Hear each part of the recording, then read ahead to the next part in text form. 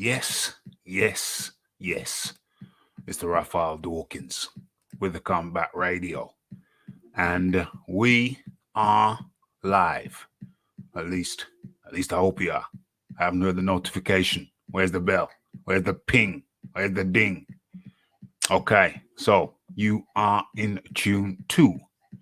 Boxing Talk with Rafi. 204.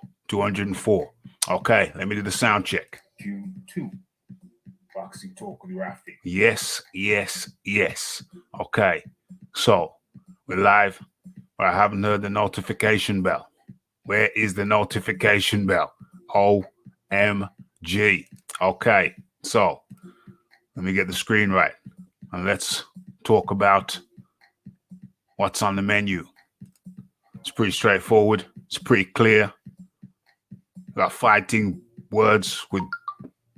Hold on. Where is this? Oh, I can see it on the YouTube, but I can't see it over here yet. Okay, we'll do the roll call in a second. So let's get into... Hold on. As a matter of fact, rat-tat-tat-tat, let me drop the link immediately. It's a late one. It's a late one over here in the UK. Meant to do this earlier, but you know how that go. It's a Sunday. I was easy like Sunday. So easy. Felt so easy today. I fell asleep.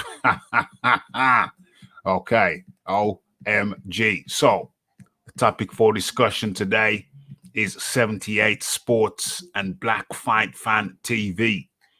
They did a live last night where they said Breland never denied spiking Wilder's water.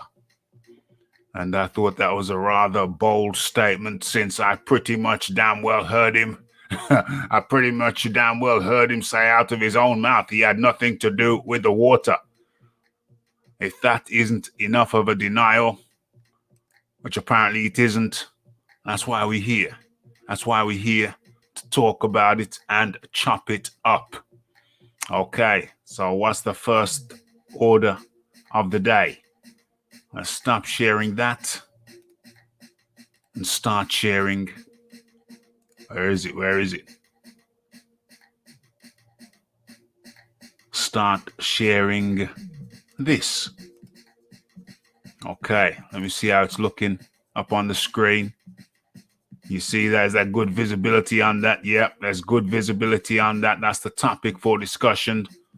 Apparently, Breland didn't deny spiking Deontay Wilder's water. That's the allegation. Okay, and that's what we're going to be chopping up. Yes, we're here, says the Iron Kong. Get your cup of tea and biscuits ready. We're going in. Okay, and now I hear the notification bell. I'm relieved. Let's have it. Let's have it. Put your seatbelts on. Fighting Words with Scythe Bud up in the building. The Don ZB up in the building. Okay, so feel free to hit the notification. I mean the, what do you call that? The invite link. And in the meantime, what am I going to do now? What's the next step? What's the next steps? I think the next steps while people get settled in, or to allow people to settle in, I think the next step will be an introduction video. We're going for the introduction video. What's it going to be? Which one am I going to go with? Which one am I going to go with? I'm going to go with Mark Breland says, I'd put foolish Wilder to sleep. Let's go into that. Yes. Okay, so let's line that up. And let's kill the music. Boom. And let's share. Let me share the introduction or the warm-in video with you. Do we have order? Order will be maintained up in the Raphael Dawkins Combat Radio. And with that said, let us go in with the warming video. Where are we? Where are we? Okay. Let's share that and let's show that. Raphael Dawkins with the Combat Radio and the words of Mark Breland. Without without further delay, let's get into it. Okay, so Mark Breland, Wilder's career is over. He doesn't train. I'd beat fighters on his resume. OMG. Okay, so Mark Breland was in an interview with Spencer Fear and Tunde Ajayi on Stamina for Sale. And he had some very, very interesting things to say in his response, his retort to Deontay Wilder, who has been slandering the man for months. Okay, let's see some more. I touched on one element yesterday. I touched on a couple of elements today. Okay, so Mark Breland finally breaks his silence and has some very, very interesting things to say. Okay, without delay, let's get into it.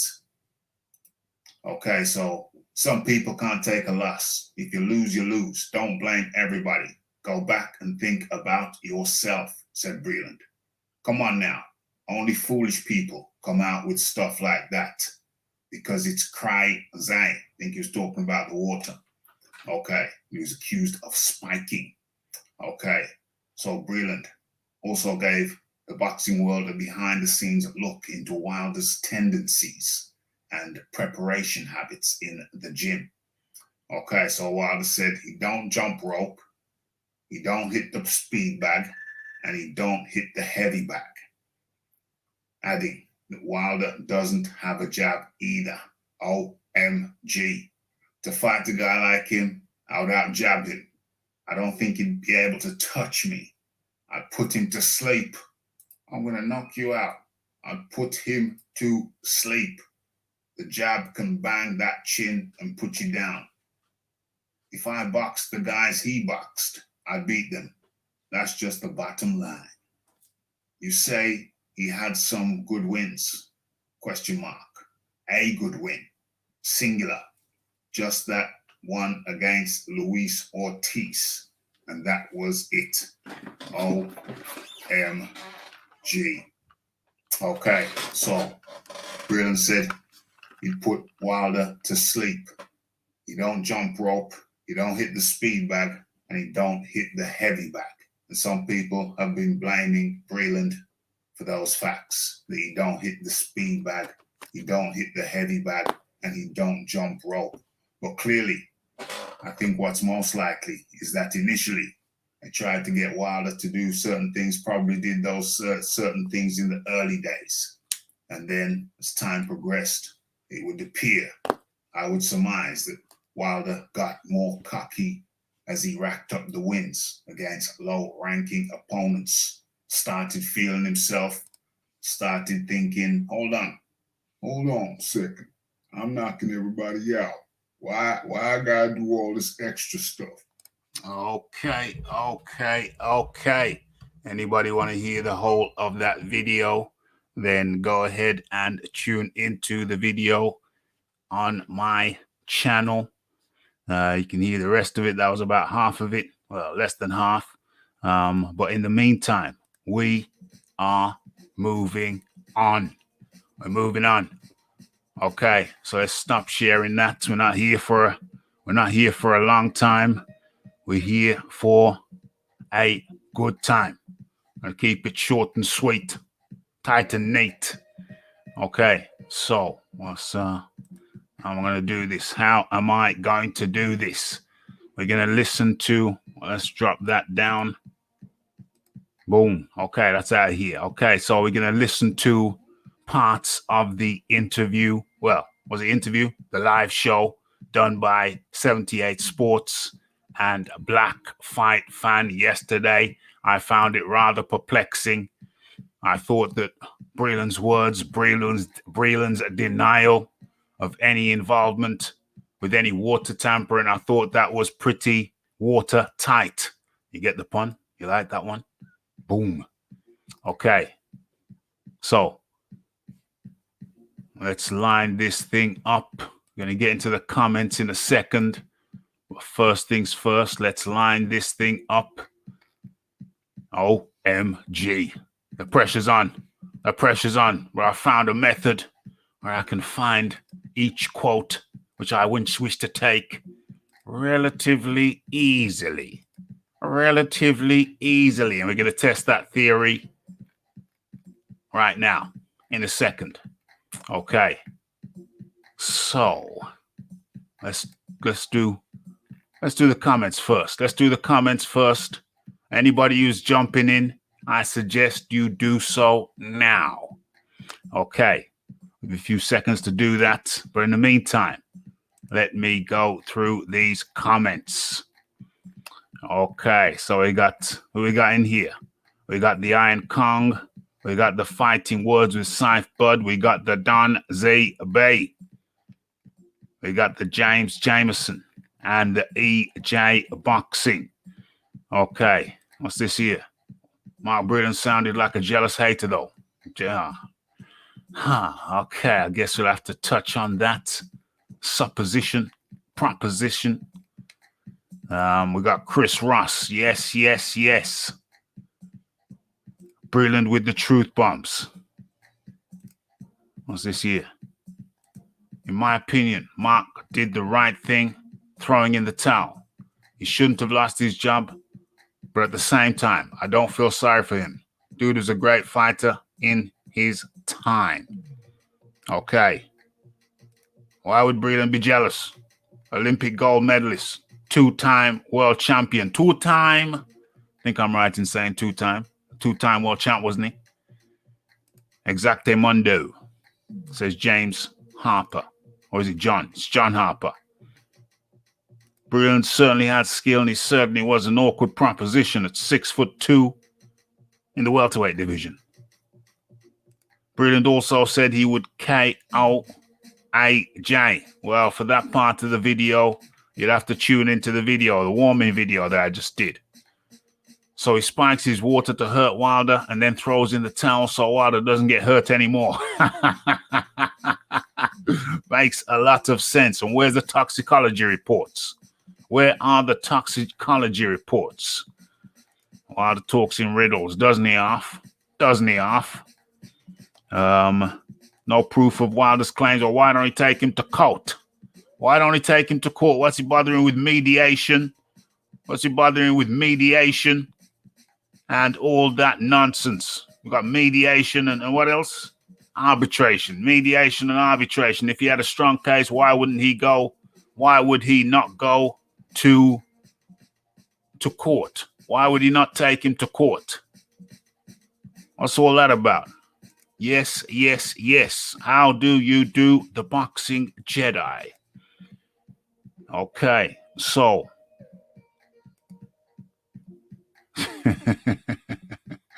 what's this say? Wilder put all his energy into learning how to twerk instead of boxing. OMG. Okay, and with that, I think it's time. Where is this damn thing? You're going to have to navigate this damn thing now.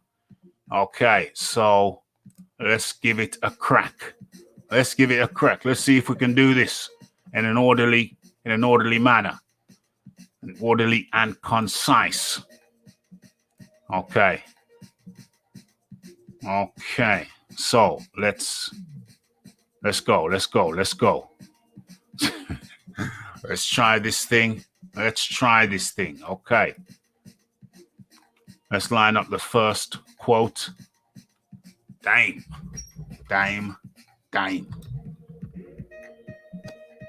All the stuff he throwing Deontay Wilder under the bus, saying Wilder don't sit down with MTK Global and that. So anyway, Mark Breland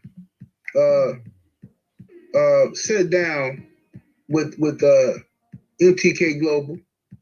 He sat down with them and did an interview. Okay, that's where he felt safe.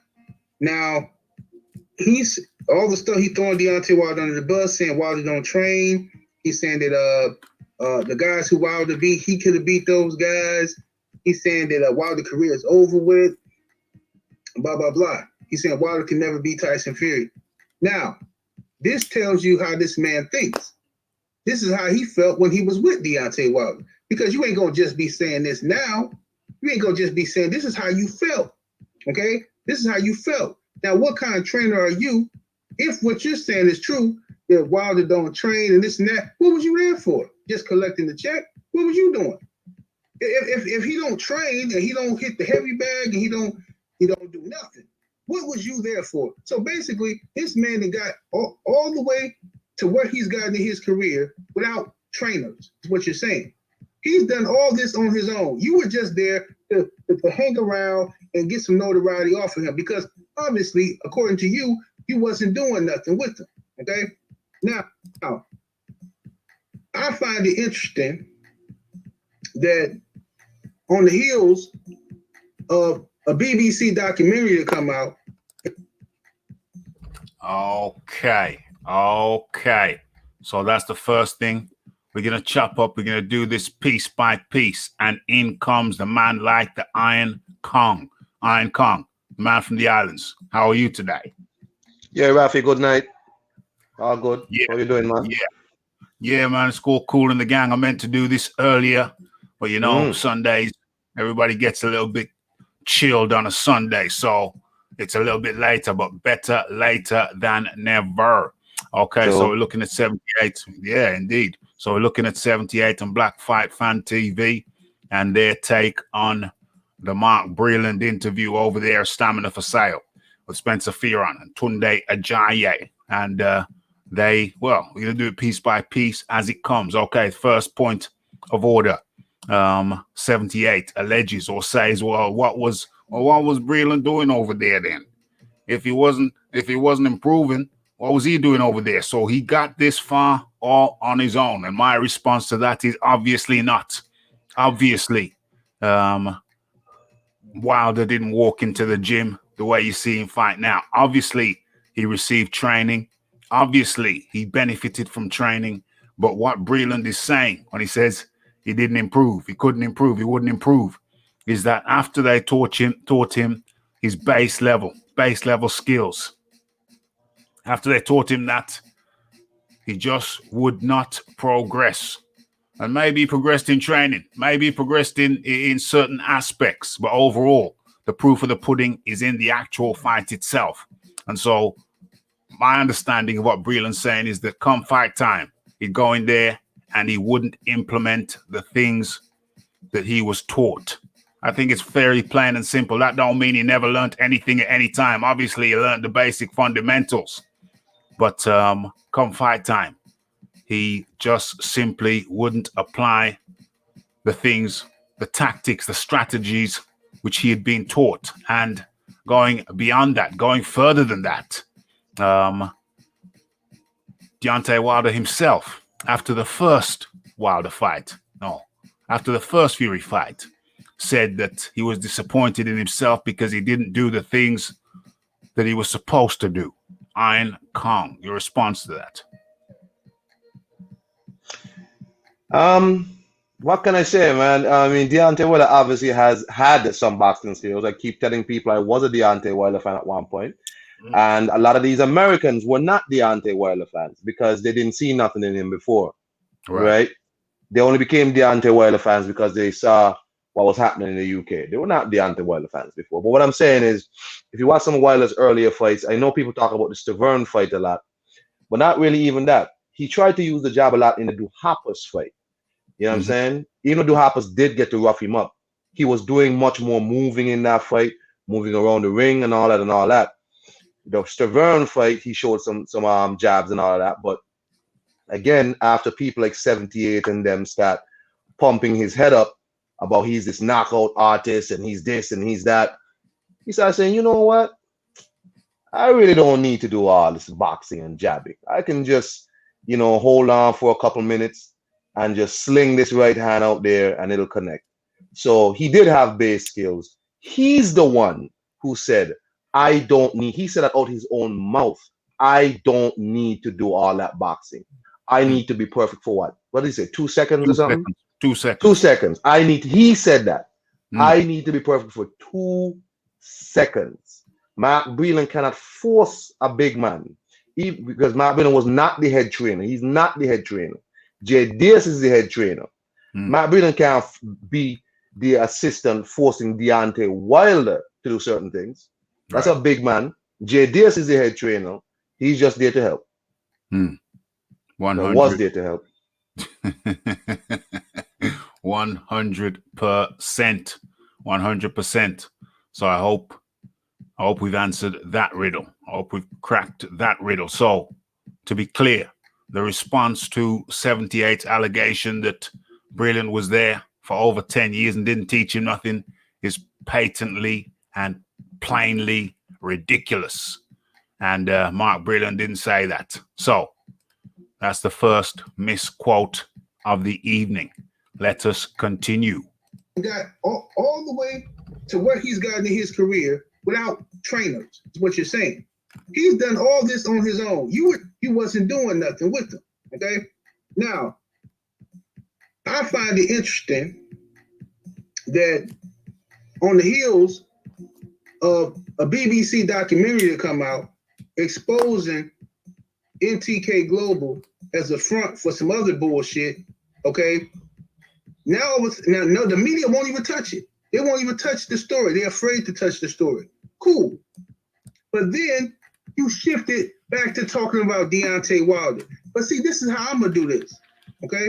Because you can't say Deontay Wilder is delusional. He got all these conspiracy theories and he's crazy when your own fucking country just did a whole documentary about illegal bullshit and corruption in boxing that all y'all motherfuckers is linked to.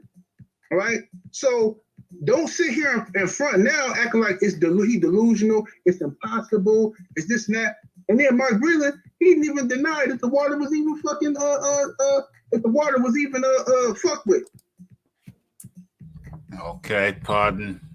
I hope you'll excuse the bad language. That's not me. It's another guy. That was 78 from over there. Okay. So I mean that was all muddled, that was all jumbled up, jumbled points. Okay, so 78 said, don't sit there and act like Wilder's all delusional when Breland didn't even say, he didn't spike the water. Okay. So let me go to Exhibit A and let me share my screen with you. Hold on a second. Let me find the pertinent point. Okay, here it is. So let me share.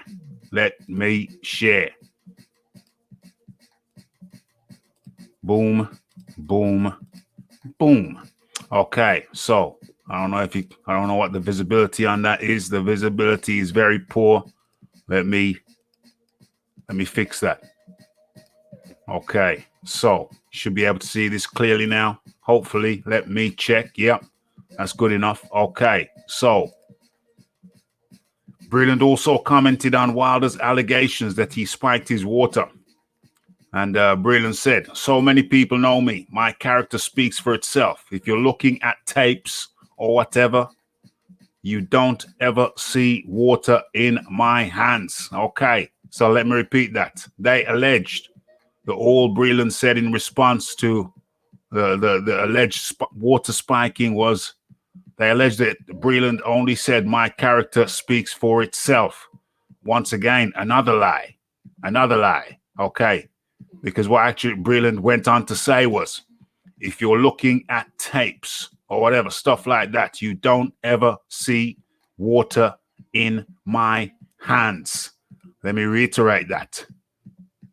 You don't ever see water in my hands. And regardless of that, I'm there to help you. My attitude is, when you win, I win. Okay, so Iron Kong. The allegation was that Breland never spoke on the spiked water. But I think if you can see what I can see, you can see that he said, you don't ever see water in my hands. And regardless of that, I'm there to help you. You want to speak on that? But I listened to the whole interview. Okay, me I too. listened to the whole interview, and I heard him say, I didn't handle no water for Deontay Wilder. He didn't Mm, handle no water. You know what I'm saying? Jay Diaz had the water. You mm, know, I guess you're gonna get into other things, in here. So, I'm not gonna go much further than that. But I heard the man say he didn't handle no water. Don't mm. worry with 78 and them. You see, people like them guys, them jokers there. They're counting on the fact that their listeners are not actually going to go and listen to the interview.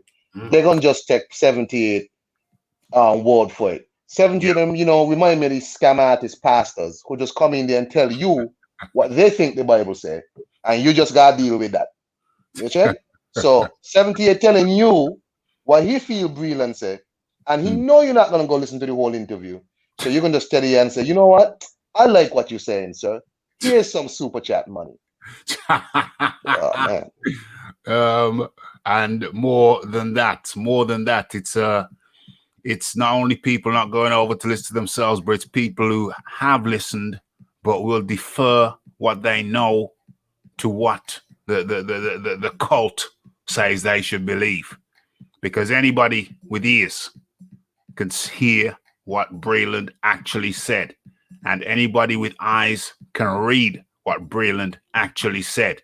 And he clearly and categorically stated that the water was not in my hands. They go on to say he never denied it. He never denied sparking the water. He said he had nothing to do with the damn water. Is that not a clear and categorical denial of any knowledge of any alleged tampering of the water? And furthermore, how come it didn't show up in the post-fight drug test? And did they keep a sample of the water? Easily done. ERF Boxing is up in the building. How you doing, Eric? Yeah, what's up, Rafi? I'm good. Everything's good, man. Everything's good. We're cooking over here. Giving content out to the people. Yeah, these guys are special. These Very, guys are special. very These special. guys, they remind me of, when you was younger and you was out when you was after a girl and your friend would say she's done something, she's done this, and you're like, nah, I don't believe it. No, I don't believe it. They will only believe anything Deontay Wilder says. If Deontay Wilder doesn't say it, they ain't gonna believe nothing anybody else says. Everybody can tell them, nah, this didn't happen. This didn't happen. Until Deontay Wilder comes out and say, you know what? I'm sorry to Mark Breland. I'm sorry for accusing him of something he didn't do. They ain't gonna believe it. Yeah. And worse than that, it is my fear, my suspicion that they know the truth. And the truth basically can be found in common sense more often than not. And if you apply just a modicum, just a small modicum of common sense, you'll say, well, okay, if the water was spiked, did you keep a sample of the water? How is it that you've got the toxicology reports? They probably took blood from you. Certainly, they took a urine sample from you. If no additional drug or if there was nothing found in the toxicology tests, then I would imagine the sample, whether it be blood or urine, still exists. It would be the easiest thing in the world for Deontay Wilder to say he wants the sample, or he wants the sample tested for, what do they call it? Relaxants, muscle relaxants, anything that would dull his reflexes. He wants it retested, and that could easily be done. So where are the toxicology reports? And that's my thing with that. Last year, that was the biggest fight of the year. Yeah. Right? Deontay Wilder versus Tyson Fury was the biggest fight. There was most eyes on that fight. So you can't tell me the biggest fight of the year, where the whole world is watching, really. The whole world is watching. Yeah. The sanctioning bodies, the doping, anti-doping companies, whoever, everybody involved in that, you don't think they would be so diligent that everything was smooth through with a fine tooth comb? Like, if you're saying you got drugged, like you said, blood test, you get blood test, you get urine sample. You could test the water. Like, there's so many things that could and would have been done that you could easily, Deontay Wilder could, right, I was drugged. I want my blood test. I want my blood testing. Yeah. From that, I wanted testing. Yeah, with Tyson Fury's gloves and Glovegate. By now, it's a year now, around a year to the date anyway, right now. It's been a year. Right now, there would be proof that Tyson Fury's gloves were loaded. If they were loaded, because they seem to forget when these fighters finish fighting, they don't take the gloves home straight away. These gloves have to be checked. Yeah. The gloves, when they finish fighting, they go back to the change rooms. The gloves are taken by the commission governing bodies, commission, by the commission to be checked. So and if Tyson Fury had something the hand wraps. And also the hand wraps. If Tyson Fury had something in his gloves or in his hand wraps, it would have come out by now. But these guys keep beating the same old drum over and over and over again, trying to get Deontay some sort of win out of losing. When it's been a year, he's been out of the ring a year now. He's done nothing whatsoever to rejuvenate his career. And this is where sore losers will always be sore losers. They will look for every excuse instead of looking for what they did wrong to come back. And like Anthony Joshua, he lost. Everybody made excuses for him. Everybody. Oh, he wasn't right. He had a concussion. He did this. He did that. Everyone made excuses for him but himself. He went back. He did what he had to do. He came back and won. Deontay Wilder has done nothing. He's not even looked like he's been training. He's done nothing since he lost that fight but make excuses. OMG. And this is a very pertinent and salient point. Oh, by the way, we got X amount of people watching right now. If you're enjoying the show, enjoying the content, then please hit that like button, hit that subscribe button, hit that share button, hit all the good buttons available to you. Okay. And the salient point right here is that if there was any tampering with the water, the state commission will have the urine sample, the post-fight urine sample, pre-fight and post-fight. And Deontay Wilder can ask them to check for muscle relaxants, any type of doping agent that wasn't caught first time around. If they weren't looking for it, he can go back and ask them to specifically test for doping agents. And had he done that, the toxicology report would have been back by now, and it would be clear if he was doped or if he were not doped. And clearly, if he were doped, then we would have known. He would have said so.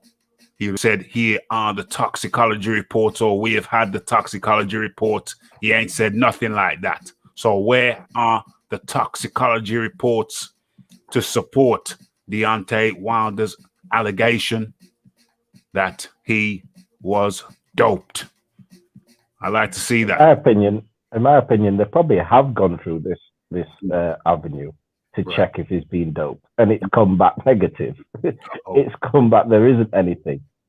Right. So because he has no proof, he's not going to come out and say, "Oh, we've checked that we've had results." No, what they'll say is just keep using the same narrative of, "Yeah, I was spiked. Mike Breland got spiked. This Tyson Fury cheated somehow." First, it was Tyson Fury cheating. That's why he lost. Secondly, it was his water got spiked. That's why he lost. Thirdly, Matt Breland threw the towel in because he and Durrell brothers had something. They were hand signaling. Yeah. Fourth, his bodysuit, whatever it was too heavy.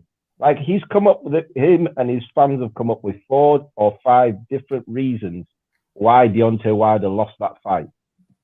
And none of those reasons was Tyson Fury was the better man. Like the 4 or 5 reasons why crazy he lost the fight, and none of them was his fault. None of it, none whatsoever. And he was the only man in the ring fighting.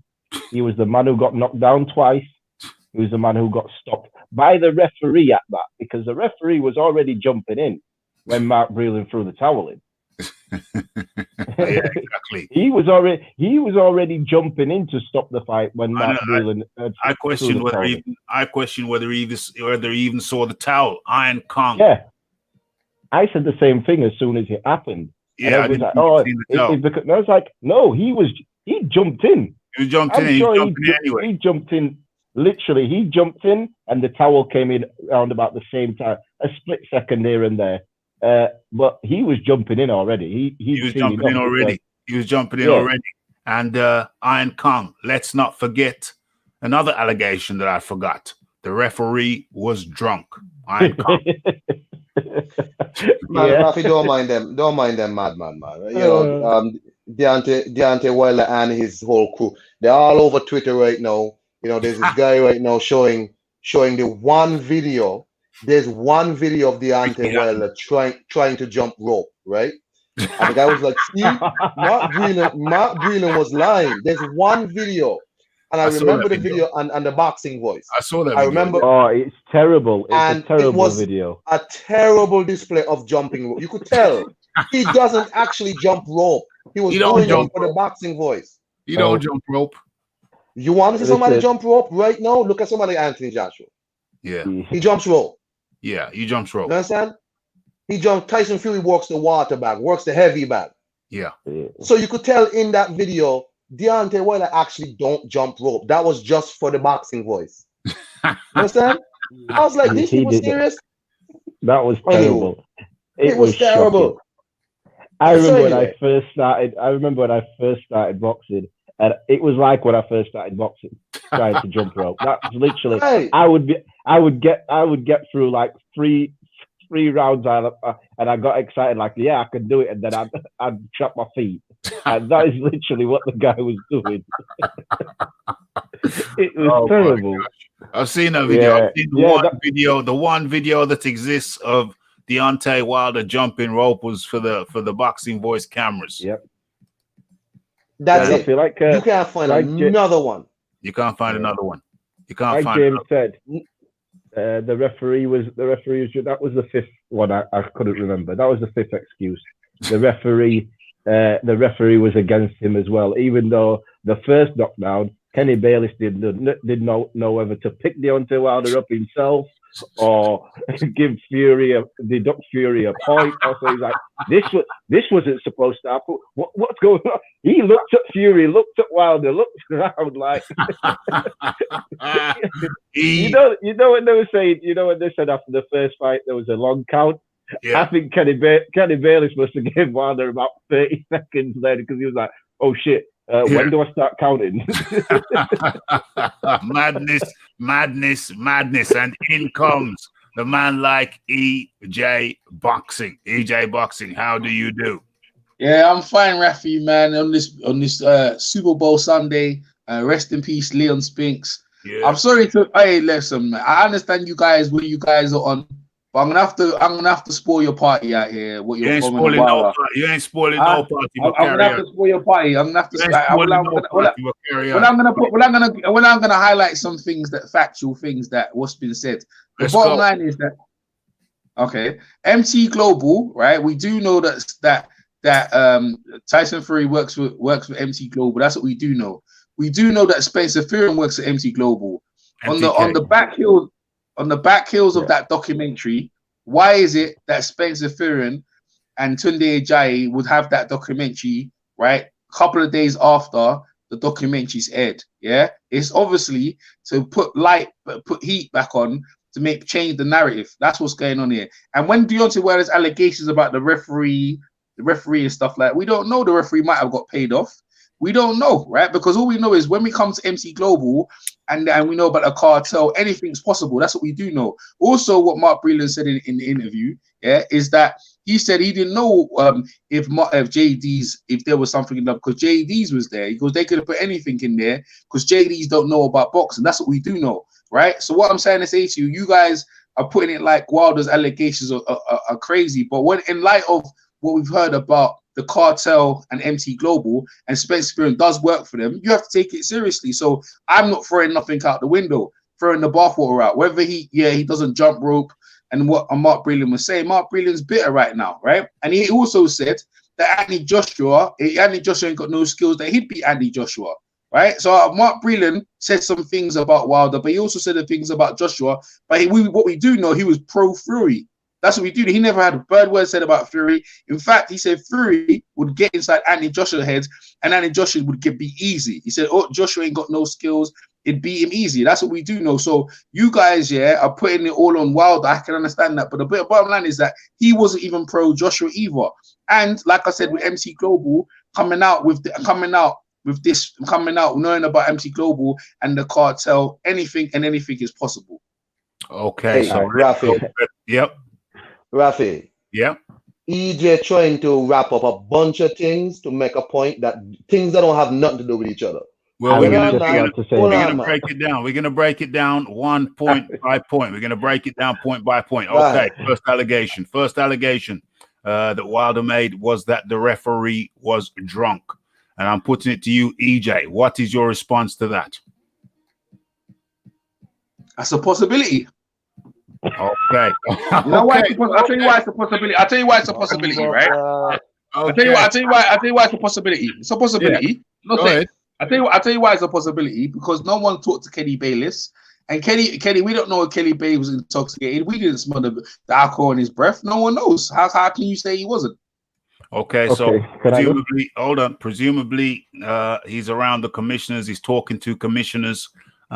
If Kenny Bayless was drunk, then that would be a violation of commission rules. And so therefore, it would have been the simplest of procedures to have Kenny Bayless replaced with a non-drunk referee.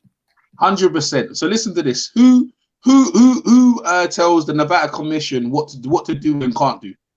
The Nevada Commission have their rules. They draw up their rules. Like the British Border Control, right? Correct. So they're in the same situation when a couple of judges I think one of the judges had something in his hand in the British Border Control. They never sacked him or fined him. I think when they were doing the scorecards, I mean, the situation is that they rule and judge things themselves. So what I'm trying to say to you is that we don't know, the Nevada Commission, they're not in cahoots. So it's just saying like they're not gonna let a guy who's drunk or intoxicated.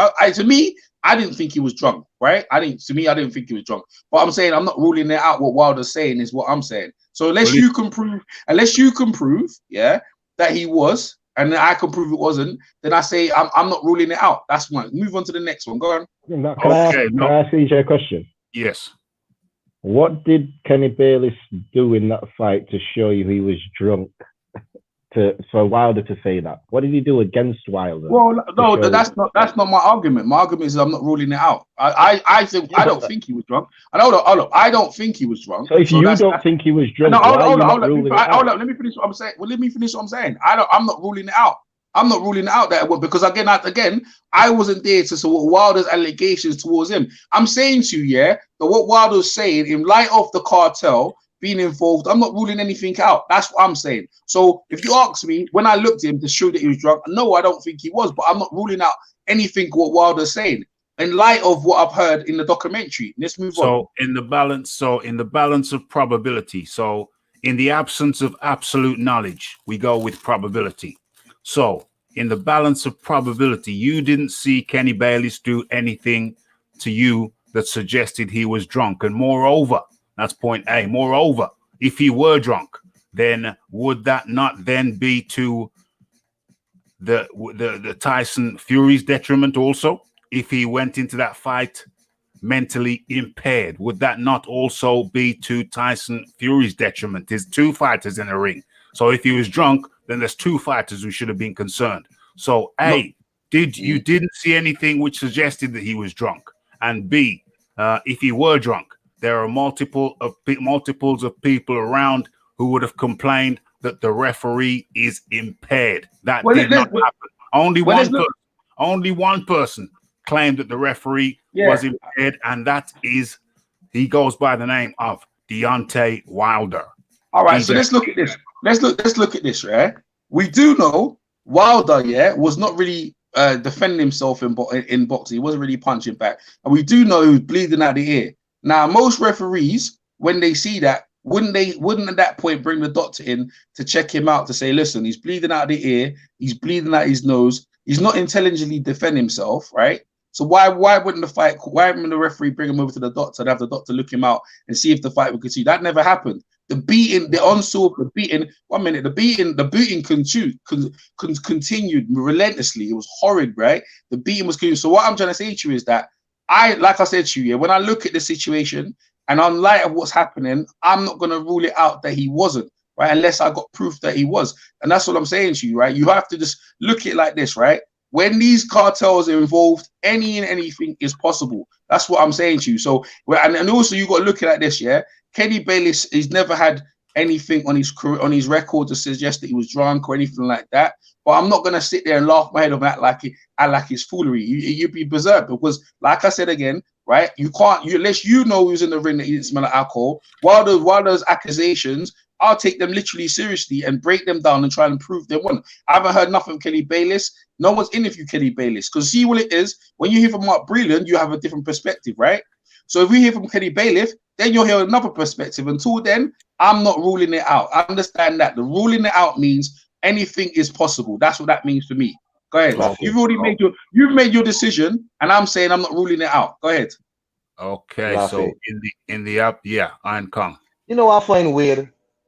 Whenever I come to Deontay Wilder, it's always this big conspiracy.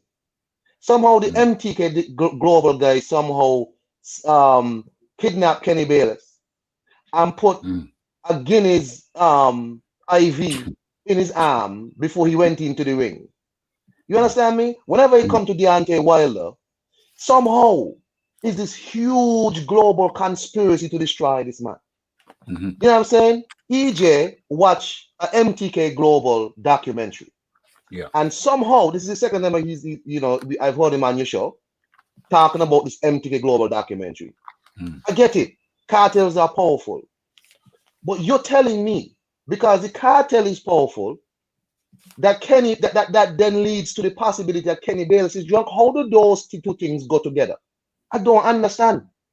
Well, like I say, in the absence of absolute proof, what we go with is probability. Kenny Bayless has been a referee for over 30 years, and not once has there ever been an allegation that he came into the ring drunk. And so in the absence of absolute fact, we go with probability. So what is the probability that Kenny Bayless was drunk? And I put it to you that the probability was pretty damn close to nil. History. My thing on that is I don't see what Kenny Bayless did so wrong to Wilder. Like EJ saying he should have took him to the doctor. For what reason? Because he had a bloody nose. It's boxing. You get punched. His ear was bleeding. His ear was bleeding. His ear was bleeding. Yeah, I know, but his ear was bleeding. It wasn't a bloody nose. It came. No, it wasn't a scratch. No, it wasn't. That looked like it could have been a burst eardrum. The doctor is supposed to check. That's what happens most times in world title fight. So I'm trying to say to you that if any I'm sorry to cut. But what I'm saying is that there's a possibility that you can check the fighter. Go ahead. I cut the guy so he could continue. My bad. I cut him. Go ahead. Okay, right. So you're saying we wasn't close to Kenny Bayless, so we couldn't see what. You've got to remember, Kenny Bayless was in the ring, so he could see how Wilder's ear was. Yeah. Wilder's ear wasn't damaged enough to be seen by a doctor. So we know that, right? By facts, we know his eardrum wasn't burst. It was a scratch in his ear. Yeah. Kenny Bayless was close enough to him on the night in the ring to see that. Yeah? So there was no reason to go to a doctor. His nose was bleeding. You are boxing. When you get punched in the nose, 9 times out of 10, you're going to bleed. It ain't, and there's people worse. Madu Jack had a big cut over his eye. The fight never got stopped. Dyson Fury had a big cut over his eye against Otto Warling. The fight never got stopped. Yeah? So we can't say Deontay Wilder should have seen a doctor in the ring. That's why Kenny Bayless could have been drunk, because he never got Deontay Wilder to see a doctor. Deontay Wilder also got to see a doctor in the Luis Ortiz first fight when there was nothing wrong with him. He shouldn't have even seen a doctor then. There was nothing wrong with him. Luis Ortiz hit the canvas twice. He never got to see the doctor.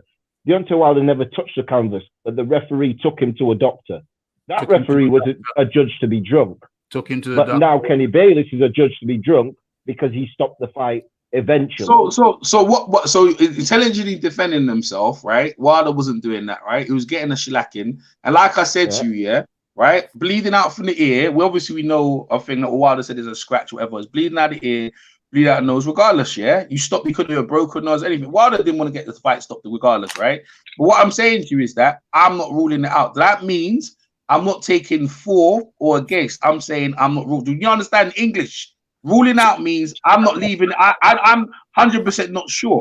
That's what English means. I'm not 100% sure. So that's why I said to you. That's why I said to you. No, hold up. That's why I said I'm not ruling out. Now, obviously, you guys have made up your mind. Now I'm trying to say, give the contrary. I'm giving the contrary. Hold up. I'm giving the contrary. So I'm saying to you, in the light of what's going on, I will not rule it out. So if you guys are taking it like I'm to his side, all I'm doing is putting the points for and against. Like I pointed, I'm not going to repeat myself. And you guys obviously hear what you want to hear. I'm not ruling it out. So how you take that, how you want to take it. Go ahead. Okay. Well, how I took it is you already made your mind up by saying you don't think he was drunk. Deontay Wilder is changing your mind. You made your mind up initially because you already answered our question. You don't think he was drunk. You already answered our question. One second. You already answered our question. You said you don't think he was drunk, but because of the allegations, you are now changing your opinion. Oh, Wilder, you have made your mind up. No, hold up. You didn't hear what I said. So this is what I'm saying. You need to listen, innit? So listening is a skill. So listen, no, you obviously didn't. So are you drunk? Because I'm listening to you, right? I'm telling you, right? You're drunk because after watching the documentary. After watching the documentary repeatedly 3 times, after watching the documentary, not Deontay Wilder, I'm not ruling it out after watching the allegations from the documentary. That's what I said. So you didn't hear what I said, obviously. And then we move on. Hold on. Okay, hold on. Hold on. Okay, carry on, Kong. No, quickly. In a way, EJ, you're talking to two sides of your mouth because on one hand you're saying, you don't think he was drunk. But then you're still doubling back and saying, but I'm not ruling it out. But if you don't think so, then that's all there is to it. Thank you. You don't think so, but you're not ruling it out. That don't make no sense to me, man. So let me speak English. Let me speak English to you, Con, because you don't understand, Ruling it out means, for and against, both, I'm because of the light of what the evidence has been put out there, right? I'm not even for or against. I'm saying there's a possibility. So if you're taking it, don't double side. I'm saying I'm in the middle of deciding which way. So that's how it is. So there's not talking outside of my mouth. That's what it means, bro. Yeah, simple as that. Ruling it out, understanding that I'm not ruling out what Wilder's saying is absolutely false. Yeah, what I'm saying to you. Yeah, it could be right until it's proven to me. Remember again, guilt innocent until proven guilty. Right. That's the way I look at it. Right. So I can't say for and I can't say against. So it's prudent for me. And in light of all the evidence as it comes in, you to take both sides so you have an overall opinion. Now, you guys, I'm not going to say you're biased. I'm not going to say you're biased against Deontay Wilder. I'm not going to say that, right? But it's coming across like that. But what I'm saying to you, if you guys are intelligently listening, if you guys are intelligently listening to information. If you guys intelligently listen to the information, you'll take all the information as it comes and you'll make your opinion appropriately. And that's what I'm doing. And now before, when this came out, if you asked me before, I would have probably been 100% while I was making up. But in light of what the evidence has come out, I'm not ruling it out. So take that how you take it. What is the evidence? What is the evidence? Are we going around in circles? Okay. I want to know what the evidence is. You don't listen. If you go around in circles. You obviously don't comprehend it. You don't comprehend English. Hold on a second before I bring Marla in, because the main point is that everybody has made their point. EJ's made his point, Eric's made his point, and Kong has made his point. But before I bring Marla in to make his point, What I'm going to say again, I said it before, I'm going to say it again, and we're going to round off this round because there's more things that 78 Boxing said and Black Fight Fan said. There's more things we need to get through, but everybody in this particular round has made their point. But I will wrap it up before I go to Marla. I'll wrap it up again. I will say this. In the absence of facts, proven facts, what you go with is probability. Now, what is and it's a rhetorical question, what is the probability that Kenny Bayless, who has been a referee for in excess of 3 decades, without blemish, what is, or allegation that he was drunk, what is the probability that he went into one of the biggest fights of his life, drunk? What is the probability of that? And it's a rhetorical question. Well, it's rhetorical to everybody else except Marla because he hasn't spoken on it yet. And I say this to you, the probability is minimal. Minimal. Nobody else alleged. No commissions around. No one else alleged.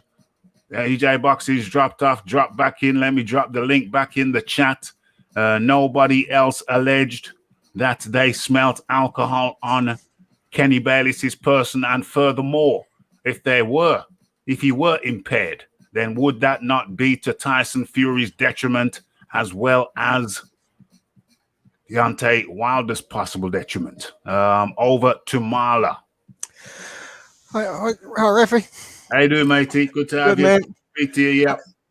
Hey, I just, hearing this latest excuse that the referee was drunk, I mean, I thought it couldn't get any worse with all the other excuses. And it's just got to the point it's farcical, and there's not even any point in having a third fight, because even if they have a third fight, if Fury beats his ass again, you know what's going to happen. People are just going to come out and say it was the cartels, the whole thing was rigged, and Wilder got cheated. Yeah, yeah. You know, Wilder lost that fight because he is a hard-punching heavyweight with a limited skill set. He got in the ring against a guy who is multi-dimensional. You know, if you look at that fight, Deontay kept pulling straight back from punches with his hands down around his chest, and he just kept getting punched in the head. His jab wasn't effective. He didn't know how to get down and get under punches and step around. He had no inside fight, and it caught up to him, and it was always going to. Yeah. When you're a one-trick pony, it'll take you a certain way. You'll have a degree of success. But at some point, your limitations are going to catch you, and they caught up to him, and people just need to accept it. Yes, yes, yes, yes, yes, yes. In the absence of proof, you go with probability. And quite frankly, my ruling is that on the balance of probability, Kenny Bayless was not drunk. Okay, so remember, folks, if you're enjoying the content, hit that like button, hit that subscribe button, hit that share button, and don't forget, it is your option to make the chat litty. Show your appreciation. Okay. One other thing, Rafi, one other thing I had to say. Yeah. If the water was spiked, as you said earlier, if the water was spiked, man, they could have drug tested the water. It would have come back spiked, and there would be no debate, and he could take Fury to court. And if the water was finished, if he drank off all the water, then they still have the urine samples. Yep. They can go back at any time and test specifically for any doping agents they did not test for originally. So there is no excuse. It would show up in the toxicology report from the urine sample. Okay, so, but that hasn't happened. Or either they've done it and it's come back negative and they're not speaking on it, or they haven't done it. But if the allegation is that he was spiked, then why the hell would they not do it? So, probability, again, in the absence of fact, you go with probability. And the probability is that they did the damn toxicology report on the urine, the post-fight urine, and it came back negative. That is the most likely probability. Okay. Last time I checked, also, Rafi, wasn't Matt Breland in Deontay Wilder's corner? This has nothing to do. Matt Breland What's Mark Breland got to do with the cartel? Oh well, no. What is the reference? They're saying they might have paid him off. They might have paid him off. The cartel may have paid him Well, off. Well, okay. yeah, One second, Cos. Go ahead, So sorry. you're telling me every fight Tyson Fury has now, every win needs to be questioned because he's in bed with the cartel. So his Joshua fight, if he beats Joshua, that win needs to be contested as well. So everything he does now needs to be contested. This is a ridiculous notion. It's an absolute ridiculous notion. The guy hasn't got to. Well, I mean, no, I don't think it's that ridiculous a notion. If you're in bed with a cartel and they've got as much money as they do have, we know they do have, then I don't know if it's that ridiculous. I think what I'm saying is when there's no proof and the guy is winning, plain and simple, the guy is winning fair and square. You can see. We all watched the fight. The guy won the fight. You will watch the fight. And I agree with you. I agree with you. Won the fight. Clear-cut win. To me, that was a clear-cut win. However, due to the fact that Tyson Fury is now in bed with a notorious cartel, alleged cartel, then that is going to put a shadow of suspicion around him henceforth. Iron Kong and then Marla. What I'm saying in terms of the cartel situation, I gotta watch this documentary because this documentary seemed to have affected my guy EJ in a major way. Have you watched the documentary? I have not, so I have to find this documentary. Can somebody please send me the name of it? I'm explaining it to you. Right. If anybody who has not watched the documentary, go to my previous live, and it's in the link. It's linked. Is it linked in the permanent comment section or is it linked in the live chat? Okay, I think if you watch the last half hour, if it's not in the permanent comment section, then it is in the live chat in the last half hour. You will see the link. Click on the link, and that will take you directly to the documentary. I think it might be in the permanent comment section. I hope it's not region blocked. No. Region blocked. What I'm saying is, you can't. What I'm saying is you can't be linking this documentary to everything else. Like, because it's MTK Global, that means the referee might have been drunk. That means something. It's like, what? Like you can't just link a bunch of things together that don't have nothing to do with each other. Okay, he said whatever about Joshua. Look, man, I did a stream one time with Matt Breland said Anthony Joshua and Eddie Hearn will fix the Ruiz versus Joshua 2 fight. Matt Breland has always thought very lowly of Anthony Joshua. That does not negate. He doesn't think much of Joshua. No. So whatever he said about Joshua, I've heard that before. So really, because he says that about Joshua means I should disregard what he said about Wilder. I've heard him say before about Joshua. That's his opinion. What he said about Wilder is what he was actually dealing with in real time. His opinion about Joshua is his opinion. He thinks Joshua is a trash fighter. But what he was doing with Wilder was actually being there with the man in training camps, going to fights with him. And it was Deontay Wilder who said, I don't need to do all these things. It wasn't Matt Breland who said that first. Deontay Wilder said, I don't need to do all this stuff. He said that, not me. But I'm not going to just link all these things together to try and make a point. No, I don't like that. Okay? Yeah, I know, because like this. No, EJ. It's Marla first and then you, my friend. All right, well, all right. You talk about me though, but it's all right. No, you're here. You're gonna get your chance to retort, to rebut. Marla. Marla. Yeah, I think it is sad in a way that that Fury has linked himself with this group because as I said earlier, even if he fights Wilder a third time, he kicks Wilder's ass. You know what people are going to say. Yeah. They're just going to say the fight was rigged. If he fights AJ, people are going to say that was rigged. So it is unfortunate in that respect. But I did watch the doco this morning. Yeah. And it's ugly. It really is. It's not good, man. I mean, they've got something.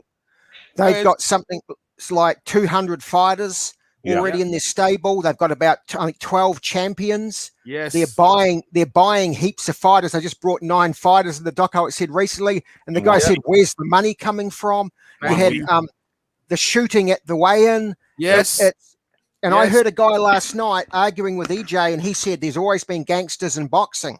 Now, yes, there has, but there hasn't been shootings at weigh-ins. And throwing boxes of balcony. Throwing boxes of balcony. This is the thing, right? This is the thing. Throwing boxes of balconies, and we're telling them that when you try and leave MT Global, that you're not gonna fight for no one else. This is the thing. This is what I'm trying to say to you guys, and you guys, especially you guys here. This platform with Rafael Dawkins is going out to the world. My man from Australia or New Zealand, I'm not too sure. New Zealand, big up to New Zealand. Caribbean over here. I'm over here. We're in the UK. So we got the UK, we got the New Zealand, we got the Caribbean up in here. Everyone, right? So before I come on and talk, I do my due deals.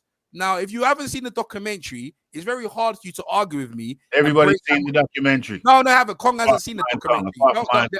Okay, let me finish. I know that. So I heard, right? So when you're arguing with me, trying to judge me, it's not me I'm arguing. It's not me. I'm telling you, in light of the evidence, I'm not ruling things out. Now, no one's judging you. No one's judging you. It's just merely... Rafi, let me finish what I'm saying. Now, in light of my situation, so this is where I'm coming from. 2 of the fighters on MT Global were at my gym, right? They're signing my gym. Also, the guy who owns my gym, one of his fighters have left who he bred from the amateurs in our gym, right? Gave him money when he didn't have it, paid for his bills and all these little problems he had, right? And he started as a pro. He had 2 pro fights. And he said after that, I think he went on Love Island. After that, said he's going to a new management. Now, my guy who owns the gym, he's suing him, right? He went over to MT Global. So it's not even it's affecting him right in my own gym. Now, I've got a WhatsApp group, right? In my WhatsApp group, I've got amateur fighters that I train. Now, in that group, one of the guys from MT Global, when this documentary came down, right, I put the documentary in. This guy usually chats in the thing all the time. He hasn't said 2 words boo-hoo since his documentary come out. Furthermore, what's happening is that I even rang Spencer Fearon. Now, when I rang Spencer Fearon about the documentary, me and him got in a heated discussion about it. Spencer sent me voice notes of Daniel Kinnan himself, saying about what the situation. And then at that point, I took a step back. I don't want to deal with it. Me and Spencer then called me in the morning again, right? And he was obviously justifying his case because Boxing Beats and Rhymes made a video which is impartial about Barry McGuigan and stuff like that. So really and truly, when I'm talking about you, I'm impacted with my own amateur fighters that they might go to MB Global. It's serious for me. I'm not even joking. Now, I know also I heard there's one pro fighter who was with them, He had a good record. He was about 20, 22, right? I think he won the Commonwealth belt. I'm not saying no names. When he was MC Global, he wanted to leave them. They said, if you leave, you're not going to sign with no one else. You know what the kid did? He just retired. Don't sign with no one else. So, in light of you seeing the documentary, in light of what I've said, it's changed my whole mindset in towards what's going on and who he's affiliated with. Therefore, I'm not rolling it out. So, ruling out, again, is not for and against, but I'm not ruling out what Wilder's saying. And you have to be breaking it down by proof. That's what I'm saying to you. So, you take that how you want to take it. And that's what it is. Okay, so Wilder is the only man that needs to provide proof. Wilder, the onus of proof is on the accuser. Wilder is the accuser. He is the one who has to bring forth proof. Now, Kenny Bayless. Hold on. Yeah, he was accused by Wilder. So Wilder, like I said before, Wilder is the accuser. The onus of proof is upon the accuser. Now, we're trying to get off this water thing because there's several other points. There's several other rounds we need to get through. But what I will say in conclusion to the point of the water being tampered, it would be easy for Wilder to provide proof that the water was tampered with. All he has to do is simply go back to the commission and say, test, I believe I was doped. Kindly retest my my urine sample, post-fight urine sample, and test specifically for muscle relaxants, any form of doping agent. Now, Wilder has to do that. They would test for doping agents, and if he wasn't satisfied, if it came back, If it wasn't satisfied, he's done that and he came back as well. He's done that and he has the results, and he's not going to put them out in light of the cartel. That's why he's not going to put them out. He's not going to put them out. That's what he said in the interview. That's what he said in the interview yesterday. He said he's got the evidence, but we're not going to pull it out. That's what he said. So he's not going to put it out because of the cartel. Yes, that's why he's not putting it out. That's not, bro. Come on. So he's prepared to say that he was dope, but he's not prepared to provide the proof that he was dope. Of course not. Why would you? What do you mean? Why they might threaten your family? What would he's already said he was dope. So why not provide the proof? Yeah, you already said this. Hold on. In the interview, I'm only listen. See, you're arguing with me like I'm Wilder, so I'm only going by what I'm not heard. arguing with you. I'm simply asking you a question.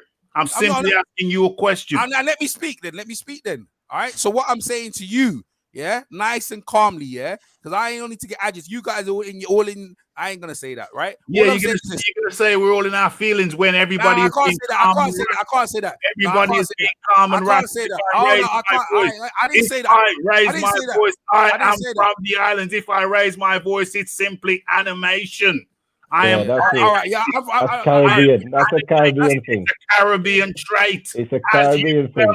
No, it don't mean I'm angry. It simply means that I am animated. I wasn't talking to you though directly. So anyway, right? All right. So what I'm saying is this: on light of what I've heard from Wilder. So where again, it's the stuff I've heard from Wilder. Well, Wilder said he has the evidence, but he's not going to pull it out. So that with all the stuff you're talking about, all that stuff there. What I mean, why would he pull it out? Of course he wouldn't. Why wouldn't he pull it out? What? So only you didn't see the document? What kind of people you're dealing with? Why would you put that stuff out with the people you're dealing with? He's already said it. Why not provide the proof? The BBC put the doc out. They've been threatened. That's what we do know. This is what we know. They've been threatened. Anyone who's putting the information out on contrary to what they're doing has been threatened. Their lives have been threatened. That's what we do know. So you guys keep smothering and then. The other guy earlier on talking about Wilder's fight, Fury's fights have been win clean cut. I swear, Other Wadham, he got punched up and his face was cut up. I barely gave him the fight. That fight was very close. 1 minute, that fight was very close. It could have gone either way. So what I'm trying to say to you is that only because Tyson Fury is in a big fight, he got the decision. But what I'm trying to say to you is that it's not like he was winning the fight overly convincingly. So what I'm trying to say to you at this point right now, I'm not ruling stuff out. So I don't know how you comprehend that. And guys who haven't seen the documentary, Rafi has put the link in the description box. Prove me wrong and break down. I don't know why people don't understand how dangerous. I finish though. I don't people understand, why they're not taking this literally seriously with the people he's involved in. Go ahead, my man. Okay, so the spiking of the water has to do with Mark Breland. So if he accused Mark Breland of spiking his water, that was his cornerman. So if he's got the results on his water being spiked, where is the fear coming from the cartel? Where is the fear? Because the last time I checked, Mark Breland is in his corner. That was his cornerman. Do you want me to answer that? Let me answer that. So listen to this, right? Yeah. This is what. So I'll break this clear as you. Spencer Fearon works for MT Global. We know that as a fact, right? Now at this point, Mark Breland, and in your opinion, is innocent, right? And that's what most people observe him. But my point is this: why has he come out? The documentary just come out within a week. Spencer's got an interview with Mark Breland, and Mark Breland on the interview is pro Fury. Now I put it to you, with Spencer Fearon involved at the cartel, that's maybe Mark Breland's been paid off and took money to say exactly what they want him to say. That's what I put it to you. That's why he's not innocent. That's what I'm trying to tell you, because it's the timing. Why didn't he Mark Breland interview before, way before the documentary, months before? How he had ample time. So why is it the documentary comes out 1 minute, the documentary comes out and he's come out? And that's all I'm trying to show to you, to make you guys look at like, well, you're honest, that's true, he did come out. So it's like, okay, and Spencer's like, how can Spencer's the only one to get the interview with Mark Breland? No one else can get the interview. You don't think the cartel trying to change the narrative and trying to get the light off them by getting Mark Breland, look, here's some money. We want you to say what we want to say, and this, that, the other. You ain't going to notice Wilder anyway. And throw him underneath the bus. Furthermore, throw AJ underneath the bus and big up our Fury. This is what I'm trying to say to you. So, if Wilder's accusations are right, and Breland is corrupt, then that's what it is. But I'm going to go by, I don't think Breland is corrupt because he's still like Kenny Bayless and Mark Breland. These guys are exemplary career. They've never done nothing wrong in their career. But in light of the cartel, you cannot rule this stuff out, is what I'm saying. Okay, I hear your point. But no, it didn't, because my question was, what has the cartel got to do with Deontay Wilder proving? He's trying to prove why he got robbed. That has nothing to do with the cartel. If he got robbed and his water got spiked, somehow his water got spiked. If he has the evidence that his water got spiked, if he came back, his water got spiked, he went through all the trouble by going and getting it retested and whatnot. You're saying he's got the evidence, he's not providing it now. Yes, so what was the point in going through all this? No, but that's what I'm trying to say. Yeah, because listen, most people can make up a lot of noise, but he knows if you put that stuff out there, you're banging trouble. You're banging trouble. I got a voice note, from Ben Davis on my channel, interview for Mark Asbury, right? This is on my on my channel, right? Mark Asbury's got voice notes from Ben Davis apologizing for Fury taking the pads out of his glove. Voice notes. So this is what Ben Davis said in the voice notes, goes, I'm sorry what happened today. Yeah, you know what? Don't worry, we look after you. You know what I mean? Like, I'm sorry about what happened. You know what I mean? Look, we really don't worry about it. We give you someone, we look after you. The next voice note is, what, you want a problem then? We'll give you a problem then. But we've told you we'll sort it out. So behave yourself, right? I told you we'll sort it. Next voice note, you're bang out of trouble. You carry on what you're doing and we're going to deal with you. These are 3 voice notes that thing Asbury sent me. So I'm trying to say to you, in light of all the evidence I've received and in my gym, I'm like, bro, I'm not ruling nothing out in these people. So I'm saying to you, Wilder's had the evidence, he's not putting it out, so they're not going to go forward and do nothing to him. But anyone who goes out and puts stuff on these people, they're in trouble. This is a fact. So I'm not ruling. So Wilder said he wasn't putting out the evidence because of this. I'm of course. Why would, if you put that stuff out? No, are you surmising that's the reason why? Yeah, exactly. I would surmise that, but what I'm saying is, you surmise it. Okay. Because I asked you before, did Wilder say he's not putting out the evidence because of the cartel? Wilder said, in the interview I heard yesterday, right? That's what Wilder said. He's not going to put, he didn't say because of the cartel. He didn't say that because of the cartel. He said he's not putting the information out. That's what he said. It's not the information. Why are you not putting out the information? Well, you're asking me. I'm not Wilder. How the heck do I know Rafi? Okay. No. I asked you before, and you said he said he wasn't going to put it out because of the cartel. That's right, Rafi. Now you got say him. no. Yeah, that's why I was asking all these questions. This is why I was asking all these questions. Hold up. So that's why I was asking the questions, because you said that because of the cartel.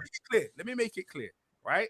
That's what I think, yeah. But Wilder's not putting. That's what I think he's not putting out. But Wilder's not putting the information out, yeah, because I think this is what I think, yeah, is because of the situation with the cartel, but he's giving enough information out there. That's what I think, right? That's my opinion on it, right? Okay, cool. Let me stop you there because you've issued your opinion, and I just want to go around the table one more time before we finally get off Watergate. I'll say my piece first. If Wilder has the evidence that he was spiked, then why the hell would he not release that evidence? Iron Kong. Because he has no evidence. This is just like the 50 million. This is just like the 50 million in the bag that have 24-hour expiry date. It's always something with Wilder. I got this, and I'm a release. You know, long Wilder said he gonna release this big information and big proof. You know, long. But tonight, EJ, my friend, you made a comment about Mark Breland. I should tell you, talking to say your mouth. One time you say Mark Breland is an exemplary guy, you think he's whatever, then you're gonna say, but the cartel came and they offered him some money. That's why Spencer Fury had him on. The timing is too perfect. You offered him money, he's not innocent. Then you double back and say, but Mark Breland and Kenny Bayless are exemplary people. They never had no issues in their life. I don't know if it's that you're talking too fast and you don't realize what you're saying, because just now again you say you don't know why Wilder didn't put it up. But early on, Rafi catch you when you say he ain't put it up because he said the cartels or whatever. My lad, you trying to make links where there are no links. None of this make no sense. The Wilder ain't got no proof about no water. Mark Breland said, I didn't handle no water for this man. It was Jay Diaz who Wilder can. Jay Diaz is Deontay Wilder's cartel. Deontay Wilder cannot fire a man who had the water, who was in Tyson Fury room, who probably saw stuff going in there and didn't do nothing about it. He fired Mark Breland, but can't fire Jay Diaz. I believe Jay Diaz is working for MTK Global. That's what I believe. ERF Boxing. I honestly don't know. For me, if I could probably 99% of the people, if you felt you was done wrong, and you have evidence of this, you go through the trouble of getting the evidence, getting the right stuff in place, and getting the evidence, and then you don't release it. I can't see it. I just. And for EJ, 1 second. EJ, I was only asking these questions because I got misconstrued, and I think Kong did, and Rafa did, and probably Marla did. That you said he wasn't releasing because of the documentary. You didn't say because you thought that's what you thought. EJ did say that, because of EJ did say that, but then he recanted. He recanted. Yeah. Marla. Yeah, I'm not buying into the Watergate thing. I don't believe it one bit. No, I don't think that the cartels could even honestly whack Deontay Wilder out if he did go public with it, simply because the head of the cartel, he knows the police from multiple countries are already looking at him. You already want him. He's already on wanted list. Yeah, so for him to orchestrate the killing of a former heavyweight champion, it's too low profile even for him and his organization. I just don't buy into that. But I still think that cartel is a big danger to boxing. It is. They need to be taken seriously. I saw on that doco Eddie Hearn associating with them, Frank Warren, Bob Arum. They're setting up a base in the US. They will get control of boxing if they're not stopped. 100%. And I raised the question the other day. Where's that thing I just saw? Where is that thing I just saw? Anyway, I raised that point the other day. If tainted money comes into the game, pushing out legitimate money, then what will be the impact on boxing, Marla? Well, they'll be able to basically control the whole sport and control the outcomes. Yes. Simple as that, man. The sport's dead. Yes. So it's very dangerous. This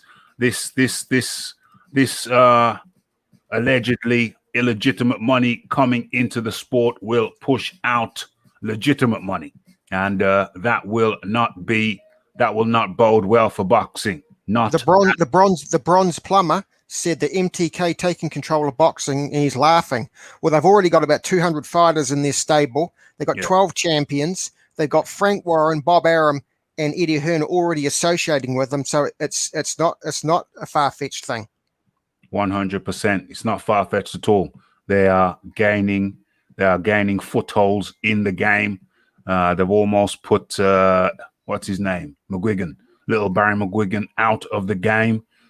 This is serious shizzle. If that money is allegedly tainted, it's allegedly cartel money. If illegitimate money comes into the game, it will push out legitimate money. And let the consequences of that sink in. Okay, so EJ recanted, and now we can move on to the next point. Okay, so the Watergate round has been done. Where am I now? Got too many windows open. Okay, I'm here. What's the timeline looking? 9 minutes, 30 seconds. Let's go to the next take. Let me readjust my mic for this. I mean, stop talking about it, man. I wouldn't stop talking about this about me out with Spencer and out of all of the places that he could have went and all of the places that he could have done business with or not even done business with, got his story out months ago. I'm just telling you, and I got to be 100, keep it all the way 100% true.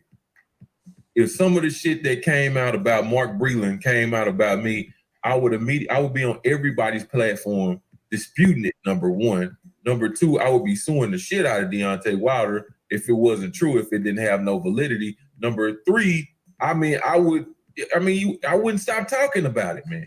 I wouldn't stop talking about the shit. I would be all over that shit. You know, he comes out way later, and then on top of that, he don't even deny it. Okay, we're not going to talk about the denying. He didn't deny it, foolishness, because I've already shown, for anybody who has just come in, I've already shown proof. I've shown the transcripts of the interview he did talking about Breland. I've shown the transcripts, and it shows that Mark Breland did address the tainted water nonsense. So we're not talking about that. What we're talking about from that clip is we're talking about if false allegations were made, then would you not come out immediately and address it? Well, that's rather ironic. I'll go first on that. It's rather ironic because Wilder, after the fight, remained silent for a matter of months. Was he silent for something like 6 months? Didn't really break his silence until 5 months later. So that argument to me does not hold up, because we've seen from Deontay Wilder himself, he remained silent. So what's the problem with Breland not responding to what he believes are ridiculous assertions? Let's go with Iron Kong. Yeah, Rafi, I want thanks for giving me the chance to talk about this, because a bunch of nonsense. Look here. Why would Mark Breland be, no, let me say. It took Deontay Wilder how long to come out after Tyson Fury flagging? Like almost a year. 5 months. Deontay Wilder went missing. 5 months. Tyson Fury flagged this man. And these people were cool, like, nah, it's cool, man. You know, Wilder don't have to come out, it's cool, you know? You know what I'm saying? But I think that guy was right. If I was Mark Breland, I would have done carry Deontay Wilder court and win big money. Yeah. But I also will say, if Deontay Wilder feel, because remember, it's quite a few things working here, you know, that the Nevada State Anti Commission was in on the fact that they were in the room and somebody placed an egg weight instead of a glove. You can't hide that. Right. If Deontay Wilder feel water was spiked, if Deontay Wilder feel all these things were done to him to cause him to lose that fight, then Deontay Wilder has a case to go to court with himself. So why haven't they asked Deontay Wilder, why haven't you gone to court for this attempted murder that's this hit that was placed on you? Hold on. So we got that going on now. Deontay Wilder, you understand? He's now hurt because Mark Breland simply said, you ain't that good. Listen, I found the interview to be quite light, because if it was me, you know what I'm saying, I would have really let him have it. Rinse him. Deontay Wilder, man, hold on, man. Hey, look here. I would have deal with the man severely. So Mark Breland went light on Deontay. Very light.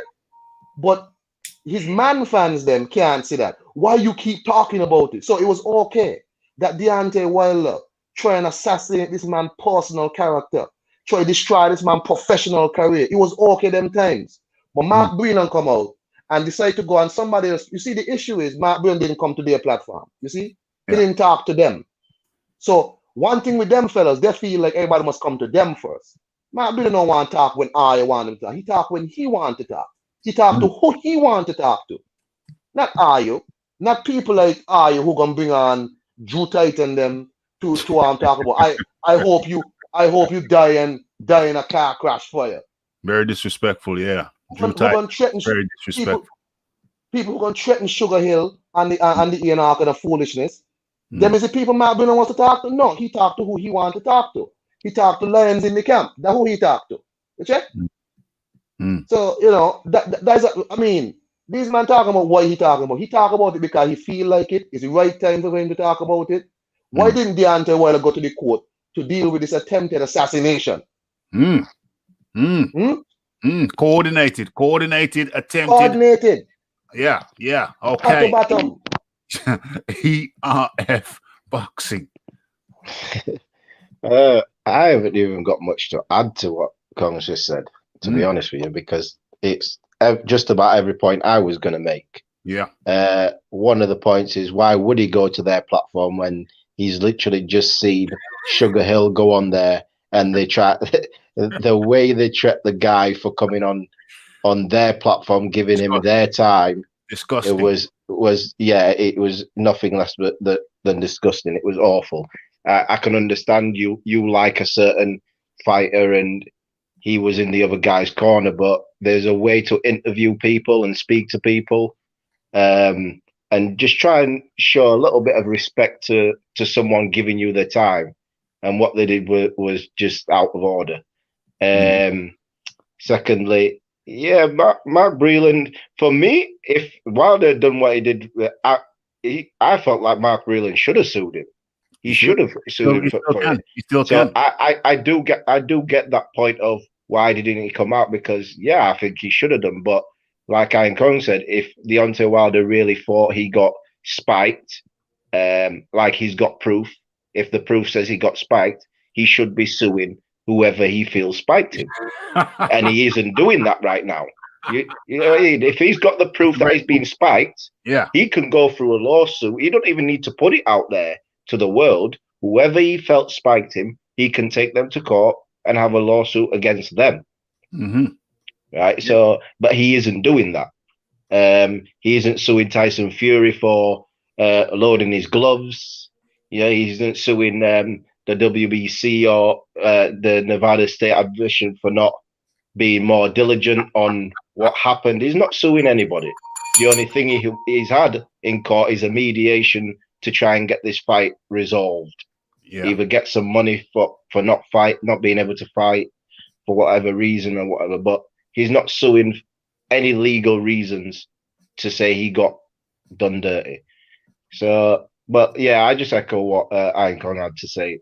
Just about everything he had to say, I was going to say anyway. Excellente. EJ Boxing. They're saying why did Breland take so long? A, and B, why did they mention court? Did they mention court for defamation of character? Yeah. And he still got time to do that. Over to you, EJ Boxing. Well, as comfortable as the interview was with Javante Hill, it was a great interview, I must admit. Because, Javante Hill came out smelling like roses. He got roasted by, I can't remember his name. I'm not going to mention his name. Right on that Drew Titan. Okay, there you go. Right, because it's your channel, you can mention his name. Now, Drew he got roasted I'd mention his name on your channel as well. Carry on. All right, he got roasted by the guy's name, by the guy you just mentioned, Drew Titan. And so what happened is that through that happening, he came out smelling like roses, 100%, because it showed how disrespectful some people are, and who go on platforms and their one-sided narrative, what they were trying to spin. And Javante Hill came out, acquitted himself pretty well, and he put things in light. He said, if you want to ask me, you need to ask their corner, you need to ask JD's. It needs to be in question. So he came out of that, and I felt that interview, even though it was uncomfortable, he came out pretty good. Now, in the light, let's go back to what Kong said about lions in the camp. They're no longer lions in the camp. They're NTK lions in the camp. That's what they are over there, And from they've got that taunting brush, that's what they are, right?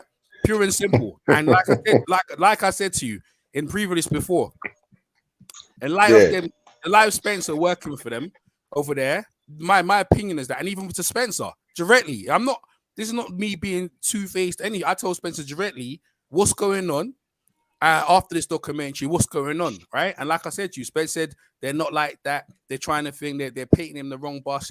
They're making up stuff, and Spencer even put to me the documentary that MTK Global put out, the film they made to say that he was innocent, right? That's what Spencer tried to show me, and I said, all right, cool, I left it as that. But what I'm saying is this point, in light of what you just said, Rafi, and all the other allegations, what I'll say is I plead the fifth. My right as an American citizen not to answer the question, as a right as an American citizen. So I plead the fifth on all the other questions. So that's all I got to say, because I have no answers to them questions. So I'll leave it as that. You ain't in America. Bro, you're in England. Some parliamentary procedure here. Bro, you're in England. What are you talking about? My guy EJ. Marla. Where's Marla? Marla's muted. Okay, I'll unmute I'm you. here. Yeah, cool. I muted you before. No problem. Carry on.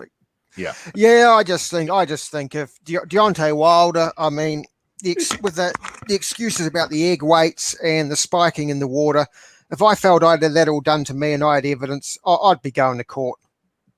I wouldn't be mucking around if I felt someone had wronged me that badly. So I just think he's got no excuse. He's a fighter with a limited skill set, and it caught up to him and he got a hiding. It's that simple. And he's lucky that for him to accuse Mark Breland of poisoning him, Breland could take him to court for defamation. He could and should take him to court for defamation. Yep. And if Deontay couldn't prove, he would win. He would win unless Deontay could prove with tests that he was poisoned. He would owe Breland a lot of money.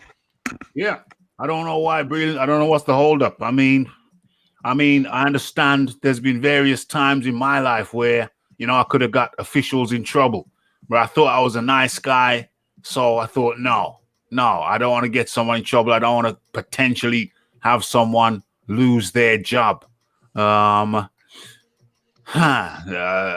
was many years ago. I was a member of this particular fitness club, and they had classes. And I liked the classes because you didn't just go in there and lift weights or whatever. It was a council run thing.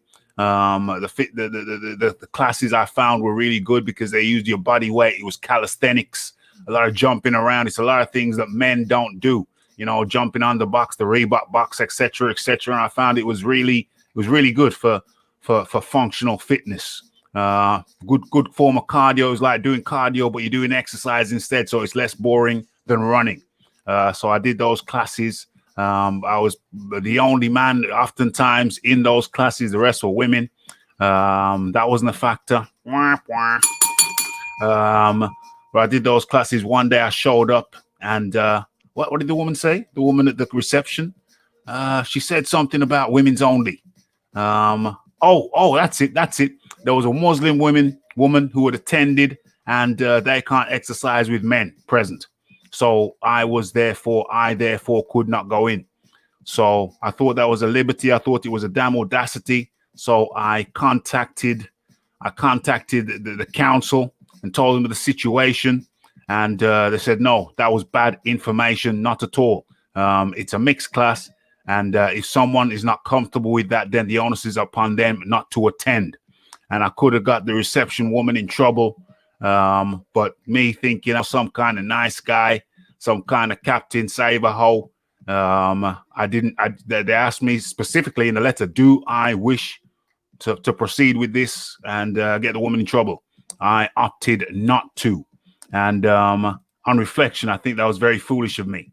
It was very foolish of me because in later years, if you don't take people to task when they screw up, they will just continue to screw up. So if that happened now, boom, in a hot second, I would say, yes, I wish to proceed. And she would have got some warning letter. The other day I went to the post office. There's something I needed to post quickly. It was Saturday. I looked at my phone. It told me what time the post office closed. It was 5:30 on a Saturday, 5:30 p.m. I went there at 5:11 p.m. and there was this little short fella on the door saying, "No, you can't come in." I said, "What do you mean? It closes at 5:30." He says, "Yeah, but the systems are down." I said, "You mean the systems in there are down?" He said, "Yeah, the systems in there are down, so you can't post anything." I thought about it. And then as I thought about it, this woman walked out. So I'm thinking, well, how could a woman be walking out if? So I said, "Nah, this is urgent. I need to post it." He said, "No, you can't post anything. The systems are down." I'm pretty convinced it was a load of crapola. I'm going to do further investigations. I often see him out there, standing out there around closing time or 20 minutes before closing time. If it was 10 minutes before closing time, I could have understood. But this was 20 minutes before closing time, and he's telling me that the systems are down. I don't believe him. I will pursue the matter. Shit done change. Whoops, my bad. And so, yeah, if Deontay Wilder had evidence, then he would proceed with it. And I think it's negligent upon Mark Breland, but he's still probably in the nice guy phase. He doesn't understand that the world don't work like that. Mark Breland probably thinking he's a nice guy. It would be a bad guy if he pressed charges. That is wrong thinking. His name has been defamed. He should press charges. And even if the water were tainted, which I highly doubt, otherwise Deontay Wilder would have provided the evidence. Did Breland have access to that water? I think not. I think everybody's gone around. Everybody's had their turn on this one. Okay, so on that round, remember though, Marla, there was also the question of why did he wait to speak so long? Why did he wait to speak so long? Marla.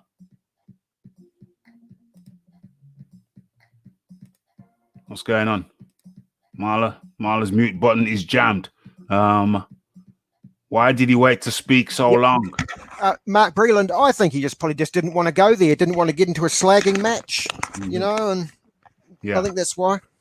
Yeah. Yes. Okay.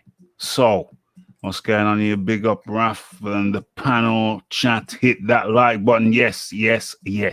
Okay. So we move on. We move on to the next point. Okay, let's get into it. Where are we? 14 minutes. Let's go. I wonder why people. Okay, so you got him on there. He's telling you he ain't do shit for Wilder the entire time he was there. He tell you that. He look you dead in your face and say, "Hey, I wasn't doing shit for Wilder anyway. He ain't made no improvements.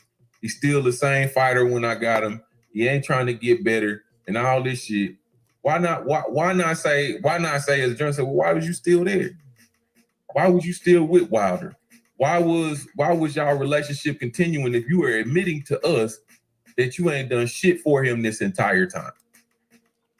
Okay. I think I addressed this issue right at the top of the show. But let's go around the panel. Iron Kong, starting with you. Why was Breland still there if he wasn't getting through to Wilder? Breland was hired by Shelly Finkel as the assistant to the head trainer, Mr. J. Diaz. Okay? So he was there at the behest of Shelly Finkel. Wilder didn't hire Matt Breland. Okay? Matt Breland has said, I think it was in his same interview when he said Anthony Joshua would fix the Ruiz 2 fight. He was asked about Wilder, and he says Wilder doesn't have great skills or whatever. He said his son would beat Wilder. He said that his son would beat Wilder or his son would beat Wilder and AJ. So he's never really had a lot of great things to say about Wilder in terms of that. But he was there because I guess he was hired by Shelly Finkel to help as best he could. So in terms of teaching him anything, you can't teach somebody who said, I only need to be perfect for 2 seconds. This is a man who said out his own mouth. So that goes to show you, this dude ain't listening to nobody. Why would he listen to the assistant who he didn't hire? Yeah. Okay. ERF Boxing. To be honest with you, I don't know. I honestly don't know why Matt Breland was still there, because for what he did in boxing as a boxer, he was really. I don't really agree with the fact that he knows Wilder didn't do it, wasn't changing, wasn't listening to him. So why would you stay there? But then again, if you're getting paid to do nothing and you're living your life off of doing nothing and you're getting paid, you can't argue with that. So that's me. If someone's going to pay me just to turn up and hold a towel, I'm going to do it for the amount of money Mark Breland was going to get, especially at his age. He doesn't. His career's over as a boxer. He doesn't really have to do anything but turn up. So, yeah, he probably thought it's easy money. Keep knocking these guys out. I get paid. I go home. Well, presumably Mark Breland was trying to teach him stuff. Yeah, I'd have thought it was trying when he first got there. He'd have been trying, but we've all the training videos you've seen of Deontay Wilder. I don't remember seeing if any videos of Mark Breland actually coaching Wilder. It's all JD's. Every video you see of Wilder in training, it's JD's in the ring with him, on the pads with him, standing when he's trying to jump rope. So, I think Mark Breland was told, right, you turn up, you stay quiet. We'll ask you if we need any help. We'll ask you. Anything else, you just sit in the corner and be a good little trainer. That's it. EJ Boxing. Why stick around? Why did Breland stick around if any of his teachings weren't sticking? Well, this is the thing, yeah. When you're a former boxer, a mobile world champion, decorated amateur, and you have a young prospect, Al Heyman, or whoever brought him in, whether it's Shelly Finkel or JD's, you're working like someone who's at the time you're not too sure is going to be the heavyweight champion of the world. You work with him, you know what I mean? He looked at Wilder as a son, and I don't know how many of you guys have a coach and boxer relationship. Is very close, you know, almost to the point. I'm not saying you're their father, but they feel they can tell you anything, and you have that relationship. Then with JD's as well. So with Wilder, he's got two guys that he relies on, and I'm not saying JD's and Breland were a family, but JD's Mark Breland undoubtedly knows more than JD. So JD's was probably learning from Mark Breland. What we do know is that Wilder is still a work in progress, but whatever work in progress, he definitely hits like a bloody mule. And one of Wilder's best performances was the Stavern fight, which Breland said that was his best fight. Why am I solely on the screen? right. So one of his best performances when he used his jab and not the right hand. But then after that, Wilder started relying not on his boxing skills and just basically getting awards and slugfests and forgetting his boxing skills. So people ask why. That's the question. Why did he stay? Because maybe he felt like he could change him around. He likes Wilder at that point. You know, Wilder's very charismatic. Whether he comes out of this crazy stuff now, and overall he's a good guy. Initially he's trying to fight for his daughter to get his daughter out of the situation because she has spinal. How can he be a good man when he's slandering a man? But carry on. Initially he started a career. Yeah. Why am I the only one getting interrupted, Rafi, when I'm talking? I interrupt everybody. I interject here. You call it interruptions. I call it interjections. But carry on. Yeah. All right. So what I'm saying is, you say tomato. I say tomatoes. You say tomatoes. Carry on, EJ. Yeah. See, I'm very entertaining by myself. So Rafi training is very entertaining. So we know the reason why he started fighting was for his daughter, and that's very admirable. And make sure his daughters can, make sure he's got money. They've done that. But the reason why any relation breaks up, why did Dillian and Mark Tibbs break up? How many relationships break up with their trainers and thinking they're because of their head? Someone's head's getting big. Someone's thinking that they don't need their trainer and they can do it on their own. And like most things, that's what happened. They've lost. If they've only had this loss, put it this way, if Deontay Wilder won, Mark Breland would probably still been there. I mean, he's getting paid. He's still trying to work with Wilder, even though Wilder's not listening. And it's getting to the point now, the relationship turning a bit toxic. And it definitely spilled over into the public. And that's what we have. So basically, to answer your question, he stayed because he likes Deontay Wilder. The money was good.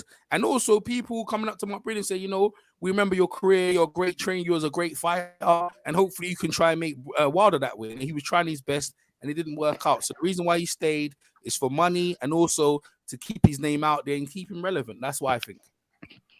Okay, so before I bring Marla in, I will add that those guys, Black Fight Fan and 78 Sports, they are suggesting that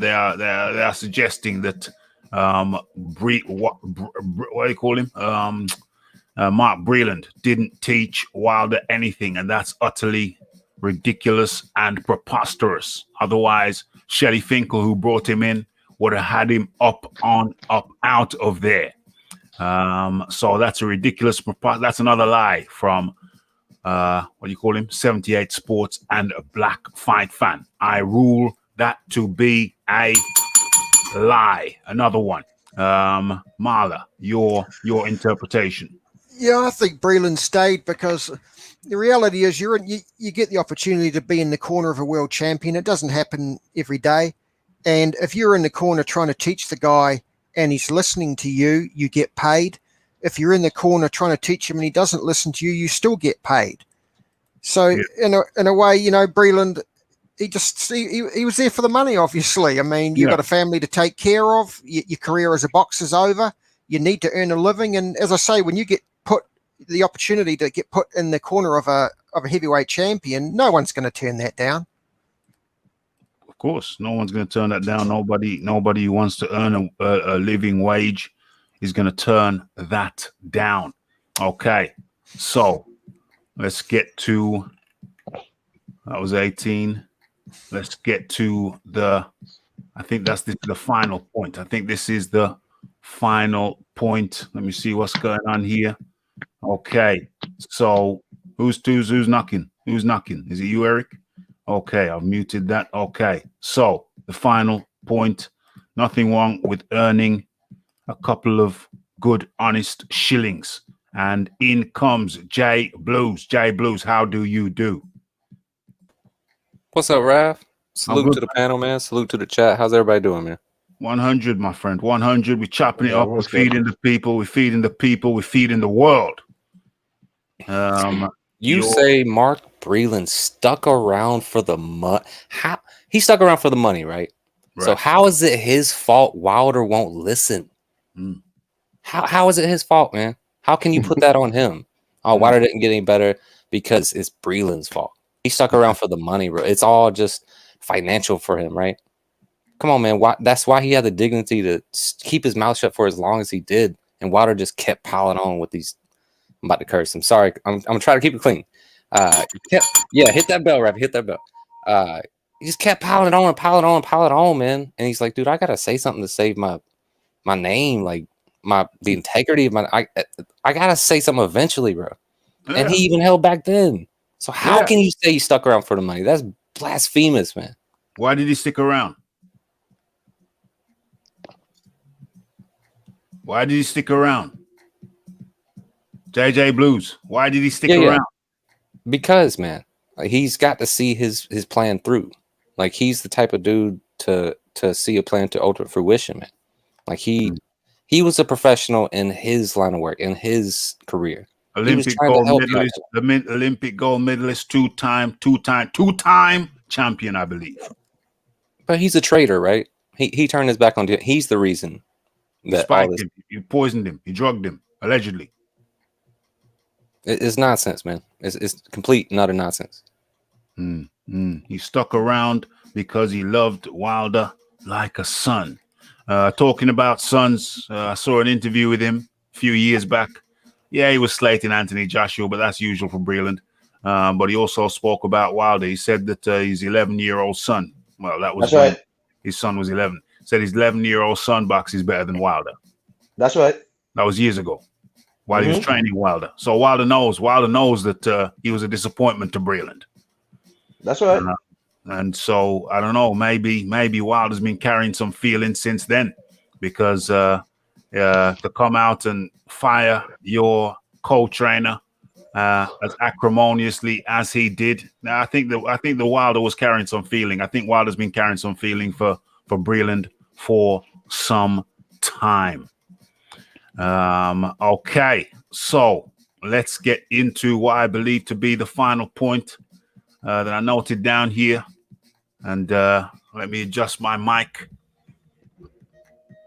The Mark Breland stuff don't surprise me. At the end of the day, Deontay Wilder fired Mike Breland for a reason, okay? Prior to Mark Breland being fired, the boxing community was telling Deontay Wilder he need new trainers, he need this anyway. They was already saying that. So anyway, Mark Breland sat down with MTK Global. He sat down with them and did an interview. Okay, that's where he felt safe. Now, he's all the stuff he throwing Deontay Wilder under the bus, saying Wilder don't train. He's saying that the guys who Wilder beat, he could have beat those guys. He's saying that Wilder's career is over with. Blah blah blah. He's saying Wilder can never beat Tyson Fury. Now, this tells you how this man thinks. This is how he felt when he was with Deontay Wilder. Because you ain't gonna just be saying this now. You ain't gonna just be saying this is how you felt. Okay? This is how you felt. Now, what kind of trainer are you? If what you're saying is true, that Wilder don't train and this and that, what was you there for? Just collecting the check? What was you doing? If he don't train and he don't hit the heavy bag and he don't do nothing, what was you there for? So basically, this man that got all the way to where he's gotten in his career without trainers, is what you're saying. He's done all this on his own. You were just there to hang around and get some notoriety off of him because obviously, according to you, you wasn't doing nothing with him. Okay? Now, I find it interesting that on the heels of a BBC documentary to come out exposing NTK Global as a front for some other bullshit, okay? Now the media won't even touch it. They won't even touch the story. They're afraid to touch the story. Cool. But then you shifted back to talking about Deontay Wilder. But see, this is how I'm going to do this, okay? Because you can't say Deontay Wilder is delusional. He got all these conspiracy theories and he's crazy when your own fucking country just did a whole documentary about illegal bullshit and corruption in boxing that all y'all motherfuckers is looking. All right? So don't sit here in front now acting like he delusional, it's impossible, it's this and that. And then Mark Breland, he didn't even deny that the water was even fucking that the water was even fucked with. Okay, I apologize for the bad language. I think we've covered that one already. So that means, according to my notes, we've covered it all. I think they made another point which I may not have caught, in my notes, and that was that they went on to say at some point during that, how long was that? 1 hour, 24 minutes. At some point, they went on to say that having listened to Mark Breland's interview, they now believe that he was guilty of charge, guilty of spiking the water. So my question is, he not doing what I said, doing what I tell him to do. It's just not a good situation. It's not a good match. You know what I'm saying? I gotta go. You know what I'm saying? It happens. You know, we seen that shit with Sergey Kovalev when John David Jackson taught him everything he could teach him. John David Jackson went on his way. You know what I'm saying? But that wasn't the case. It was just one loss and all of a sudden the shit just fell apart, man. So I don't know, bro. That shit just sound crazy to me. Shout out to my brother, New Feb. Okay, so at some point I thought that was it, but it's not. They went on to say that having listened to the interview, they are now convinced that Mark Breland is guilty.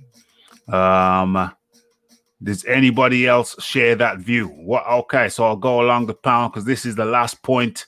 What was your take? I'll go along to each person. I'll ask, what was your take? What was that they believe, Black Fight Fan and 78 Sports, after listening to the interview, they now believe that Mark Breland was guilty.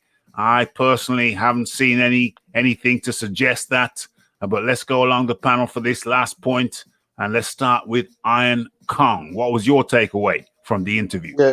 Yeah, Rafi, well, as usual, after, I'm at this point, they're going to slide off, so I want to tell you thank you still 100. for allowing me to come on to your show. I really appreciate it. But let me 100. just say, like I said earlier, I don't respect 78 Sport and Black Fight Fan.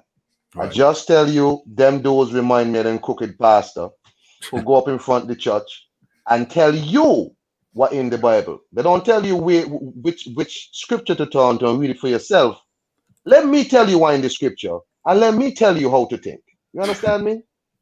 So if anybody could watch that interview, because realize now, of course, these guys are now roping in MTK Global. This is how they do it now. We got roping some other conspiracy theory. Mark Breland is with MTK Global and all of this. He feels safe over there. All foolishness. You understand me? Mark Breland didn't do nothing to this man. They have no proof. Deontay Wilder say he got proof, but he not bringing it out apparently. That means not a thing happened to Deontay Wilder. You hear me? Mark Breland, if you watch an interview with a guy called Leon Mohammed, Leon Mohammed had said, look at the first fight. Mark Breland walked out the corner after a while. When asked why, he said Mark Breland told him because Wilder would not listen to no instructions he given him. None. Deontay Wilder is a guy who does not listen. Deontay Wilder is the one who feel like he's bigger than the game. He feel he's better than he is. That's obvious because he has not worked on his game. He don't have no proof. These YouTube pimps out here lying to y'all, giving y'all bogus information, and I'm not trying to hear it. Okay, Rafi, I want to tell you. I guess it's morning by you by now. It's morning now. Good morning to all the UK people. And I'll talk to y'all another time. Peace. EJ, gonna watch the documentary and come on your show. We're gonna talk about it. Peace. Blessed. Yo, as soon as you watch the documentary, hit me up. We go straight. I know you guys. Got you, EJ. No problem. I'm gonna watch it. I got a link. I'm gonna watch it. Peace. You got the link. He's gonna watch it 100%. That was the Iron Kong. Much appreciation goes out to the Iron Kong. Wow, it is late. It is late. Okay, but we continue. And next up is Marla. Where's Marla? There he is. Okay, Marla. Yeah, we're audible now. How'd you unmute? Yeah. Oh, so I just wanted to comment on what 78 was saying about if he didn't believe in Wilder's ability, why was he training him? You see in boxing all the time a trainer who may have a fighter in his corner and he knows that his fighter has his limitations. You know that he may not have a very good chance of beating another guy, but he still trains the guy. He still does the best he can with the guy. Of course. It happens all the time. Yeah. You know, so I think that was a really misguided point that they were trying to make. And I think Mark Breland, I don't think he's guilty of anything. You know, he was in the corner with a guy who wouldn't listen to him. And, you know, this is all there is to it, man. I mean, Deontay, at some point, if you haven't progressed in 12 years as a professional fighter, you as a grown man have to own that. Yeah, you have to own that. You have to own that 100% and well put. If you're going to school and you're not learning anything every day, then that's on you. You know what I'm saying? You got to own that. You got to own that, especially as a grown man. So it's not school. It's more like university. You got to own that. Okay. And so Jay Blues. I've got you muted. Where are you? There you are. Okay, you're good. You're good. Yeah, man. I don't see any actual legit claims to Wilder spiking, or excuse me, Breland spiking Wilder's water. And man, his whole purpose was to help him, man. Like if he really didn't care, he would have left years ago. Like you said, he left the quarter. He walked away because he wasn't listening to instructions, bro. In disgust. What do you do with that? You know what I mean? Especially if you're a real loyal dude, a professional. Like you owe it to yourself to stick around that dude, to see it through, because you started this job. He didn't want to quit on him, man. And all that just shows that Wilder is nothing but a two-faced idiot. And I'm getting tired of it. I'm really done with him, man. I used to love what he represented. Look at him, y'all. That's him. That's his spirit. That's his soul. To the end, just two-faced, man. I love what he represented: the spectacle, the attraction, the suits, the entrances, the huge knockouts. Boxing needs that, but it don't need this. It definitely don't need this. Yeah. Thanks for having me on, Ravi. Peace out, everybody. 100%. That was Jay Blues. 100%. Much appreciated. And then we go to EJ Boxing. EJ Boxing. EJ Boxing Live. But it's cool. EJ Boxing Live. Let's go. All right. So you're guilty by association, in my opinion. It's proven. Spencer does work for MT Global. It's proven that he done his interview after the documentary. That's what we do know as facts, yeah? The only thing is, you're innocent until proven guilty. But you're guilty by association. Associate yourself with MT Global. Why are you going in hard on Spencer? I don't care. I told Spencer what it is. Spencer's over them. And I don't like anything to do with what I've heard about them. And that's what it is. It's not Spencer. It's an organization. I like Spencer. But the organization he represents is what it is. And you're guilty by... See, this is the thing, right? when we get the evidence in, yeah, you lot choose to knock it back. I would not do that. Knock what back? Not where is the evidence? I'm not having a debate with you. I'm not having a debate with you. Back? And this is my closing statements. I'm not having a debate with you. No, you made an allegation. You made an allegation. No, it's not to no one. So I don't know why you're arguing with me. I'm not to no one. It's my last closing statements. So what I'm saying to you, if you want to take it to you, then it means I'm talking to you. This is where you want to take it. But I'm telling you that everyone. You said you guys. I'm one of the guys. I'm one of the guys. I don't know if you're a guy. You saying you're a guy. I don't know. I know you as a man, but you know what I mean. But anyway, yeah. Right? Yeah, you just see the thing is, yeah, I'm not on no back and forward thing. I'm just get my piece out and let the evidence speak for itself. Facts. Spencer works for MT Global. Facts. Mark Breland interviewed after the documentary.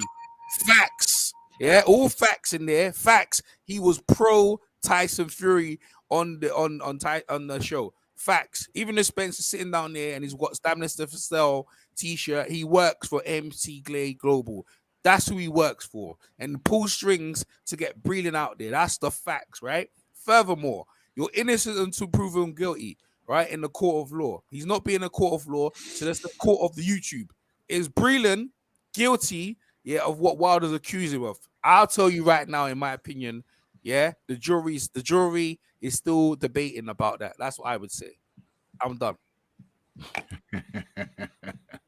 Okay. That was EJ Boxing. Entertaining as usual. Admitted to some trolling. We're so good in the hood. EJ Boxing Live, but that's cool. EJ Boxing Live. Okay. Thank you, EJ. And who else is left? It's the ERF Boxing. ERF Boxing. Your final words, please. Well, looks like EJ is guilty as well, seeing as he's got Spencer's number and he's been talking to him. So he's guilty by association. Right. The Mark Breland thing. Firstly, Deontay Wilder didn't fight any differently to how he normally fights in that fight. He came out and fought the exact same way. And there's the amount of people that say the way to beat Deontay Wilder is to put him on the back foot. That is literally what Tyson Fury did. He beat him by putting him on the back foot, ended up stopping him. There was nothing Deontay Wilder showed a lack of that he has never shown a lack of before in any of his other fights to say he was even spiked. So by just going on the fight and how the fight planned out, I'd say no, Mark Breland is not guilty of doing any of spiking his water, because Deontay Wilder came out and fought the exact same time, the exact same way as how he fought the previous 42 times, or how many other times he's fought. He fought the exact same way. Yes. So I find that the allegations against Mark Breland are totally spurious. Excellente.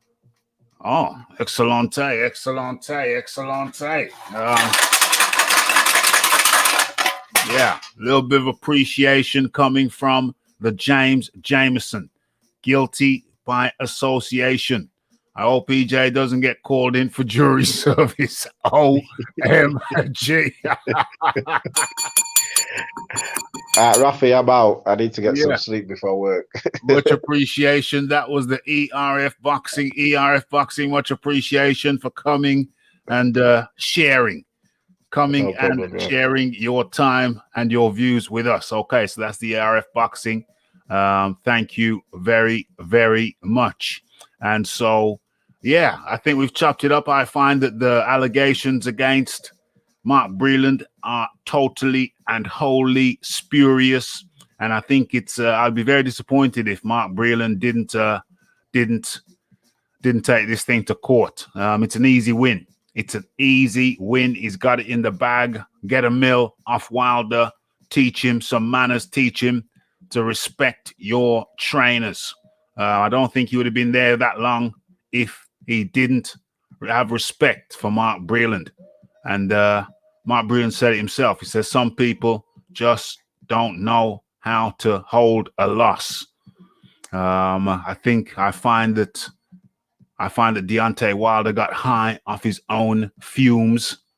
You got some guys, a collective of guys over there in the USA who have been blowing smoke up his ass ever since Anthony Joshua emerged on the scene. Before that, they couldn't even give him any column inches. When he saw the big Brit ruling the waves, they started pumping him and blowing smoke up Deontay Wilder's ass. And I put it to you, the jury, that Deontay Wilder got high off the fumes, stepped out of pocket, made false allegations, and I think he should pay for that. He alleges that he's got proof. Well, Breland should take him to court and force him to show the alleged proof. And if he comes up to the judge and says, well, no, that was just a figure of speech. We don't actually have no proof, Your Honor. They should throw the book at him. He's made an allegation, and now he needs to prove it in a court of law.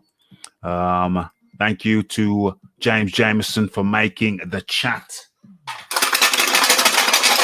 litty. And hopefully that will serve as an example to the others who come here and enjoy the show. Cup of tea costs £1. Cup of coffee costs £2. And if you want to go the extra mile and go higher than that, that's entirely up to you. Okay, so ladies and gentlemen, I think everybody's had their final points. Much appreciation to everybody. Much appreciation to everybody who came on. The Iron Kong, the ERF Boxing, the Marla, the EJ Boxing. Who have I missed? JJ Blues. I think that's everybody. If I've missed anybody, my sincerest apologies. But there it is. We've chopped it up. It was the 78 Sports and the Black Fight Fan with a series of lies. That's what I can call it. A series of silly lies. When the evidence is out there, the interview is out there, the transcript is out there. And, Rafi call me the Mr. Mythbuster. It's the Raphael Dawkins. It's the Combat Radio. It's the like. It's the subscribe. It's the comments. It's the shares. And it is the hitting that bell icon to stay updated with news and notifications. And don't forget about the live show. Don't forget to follow me on Twitter. It's the Raphael Dawkins. It's the Combat Radio. And we are out. Later, Rafi. Yes, blessed.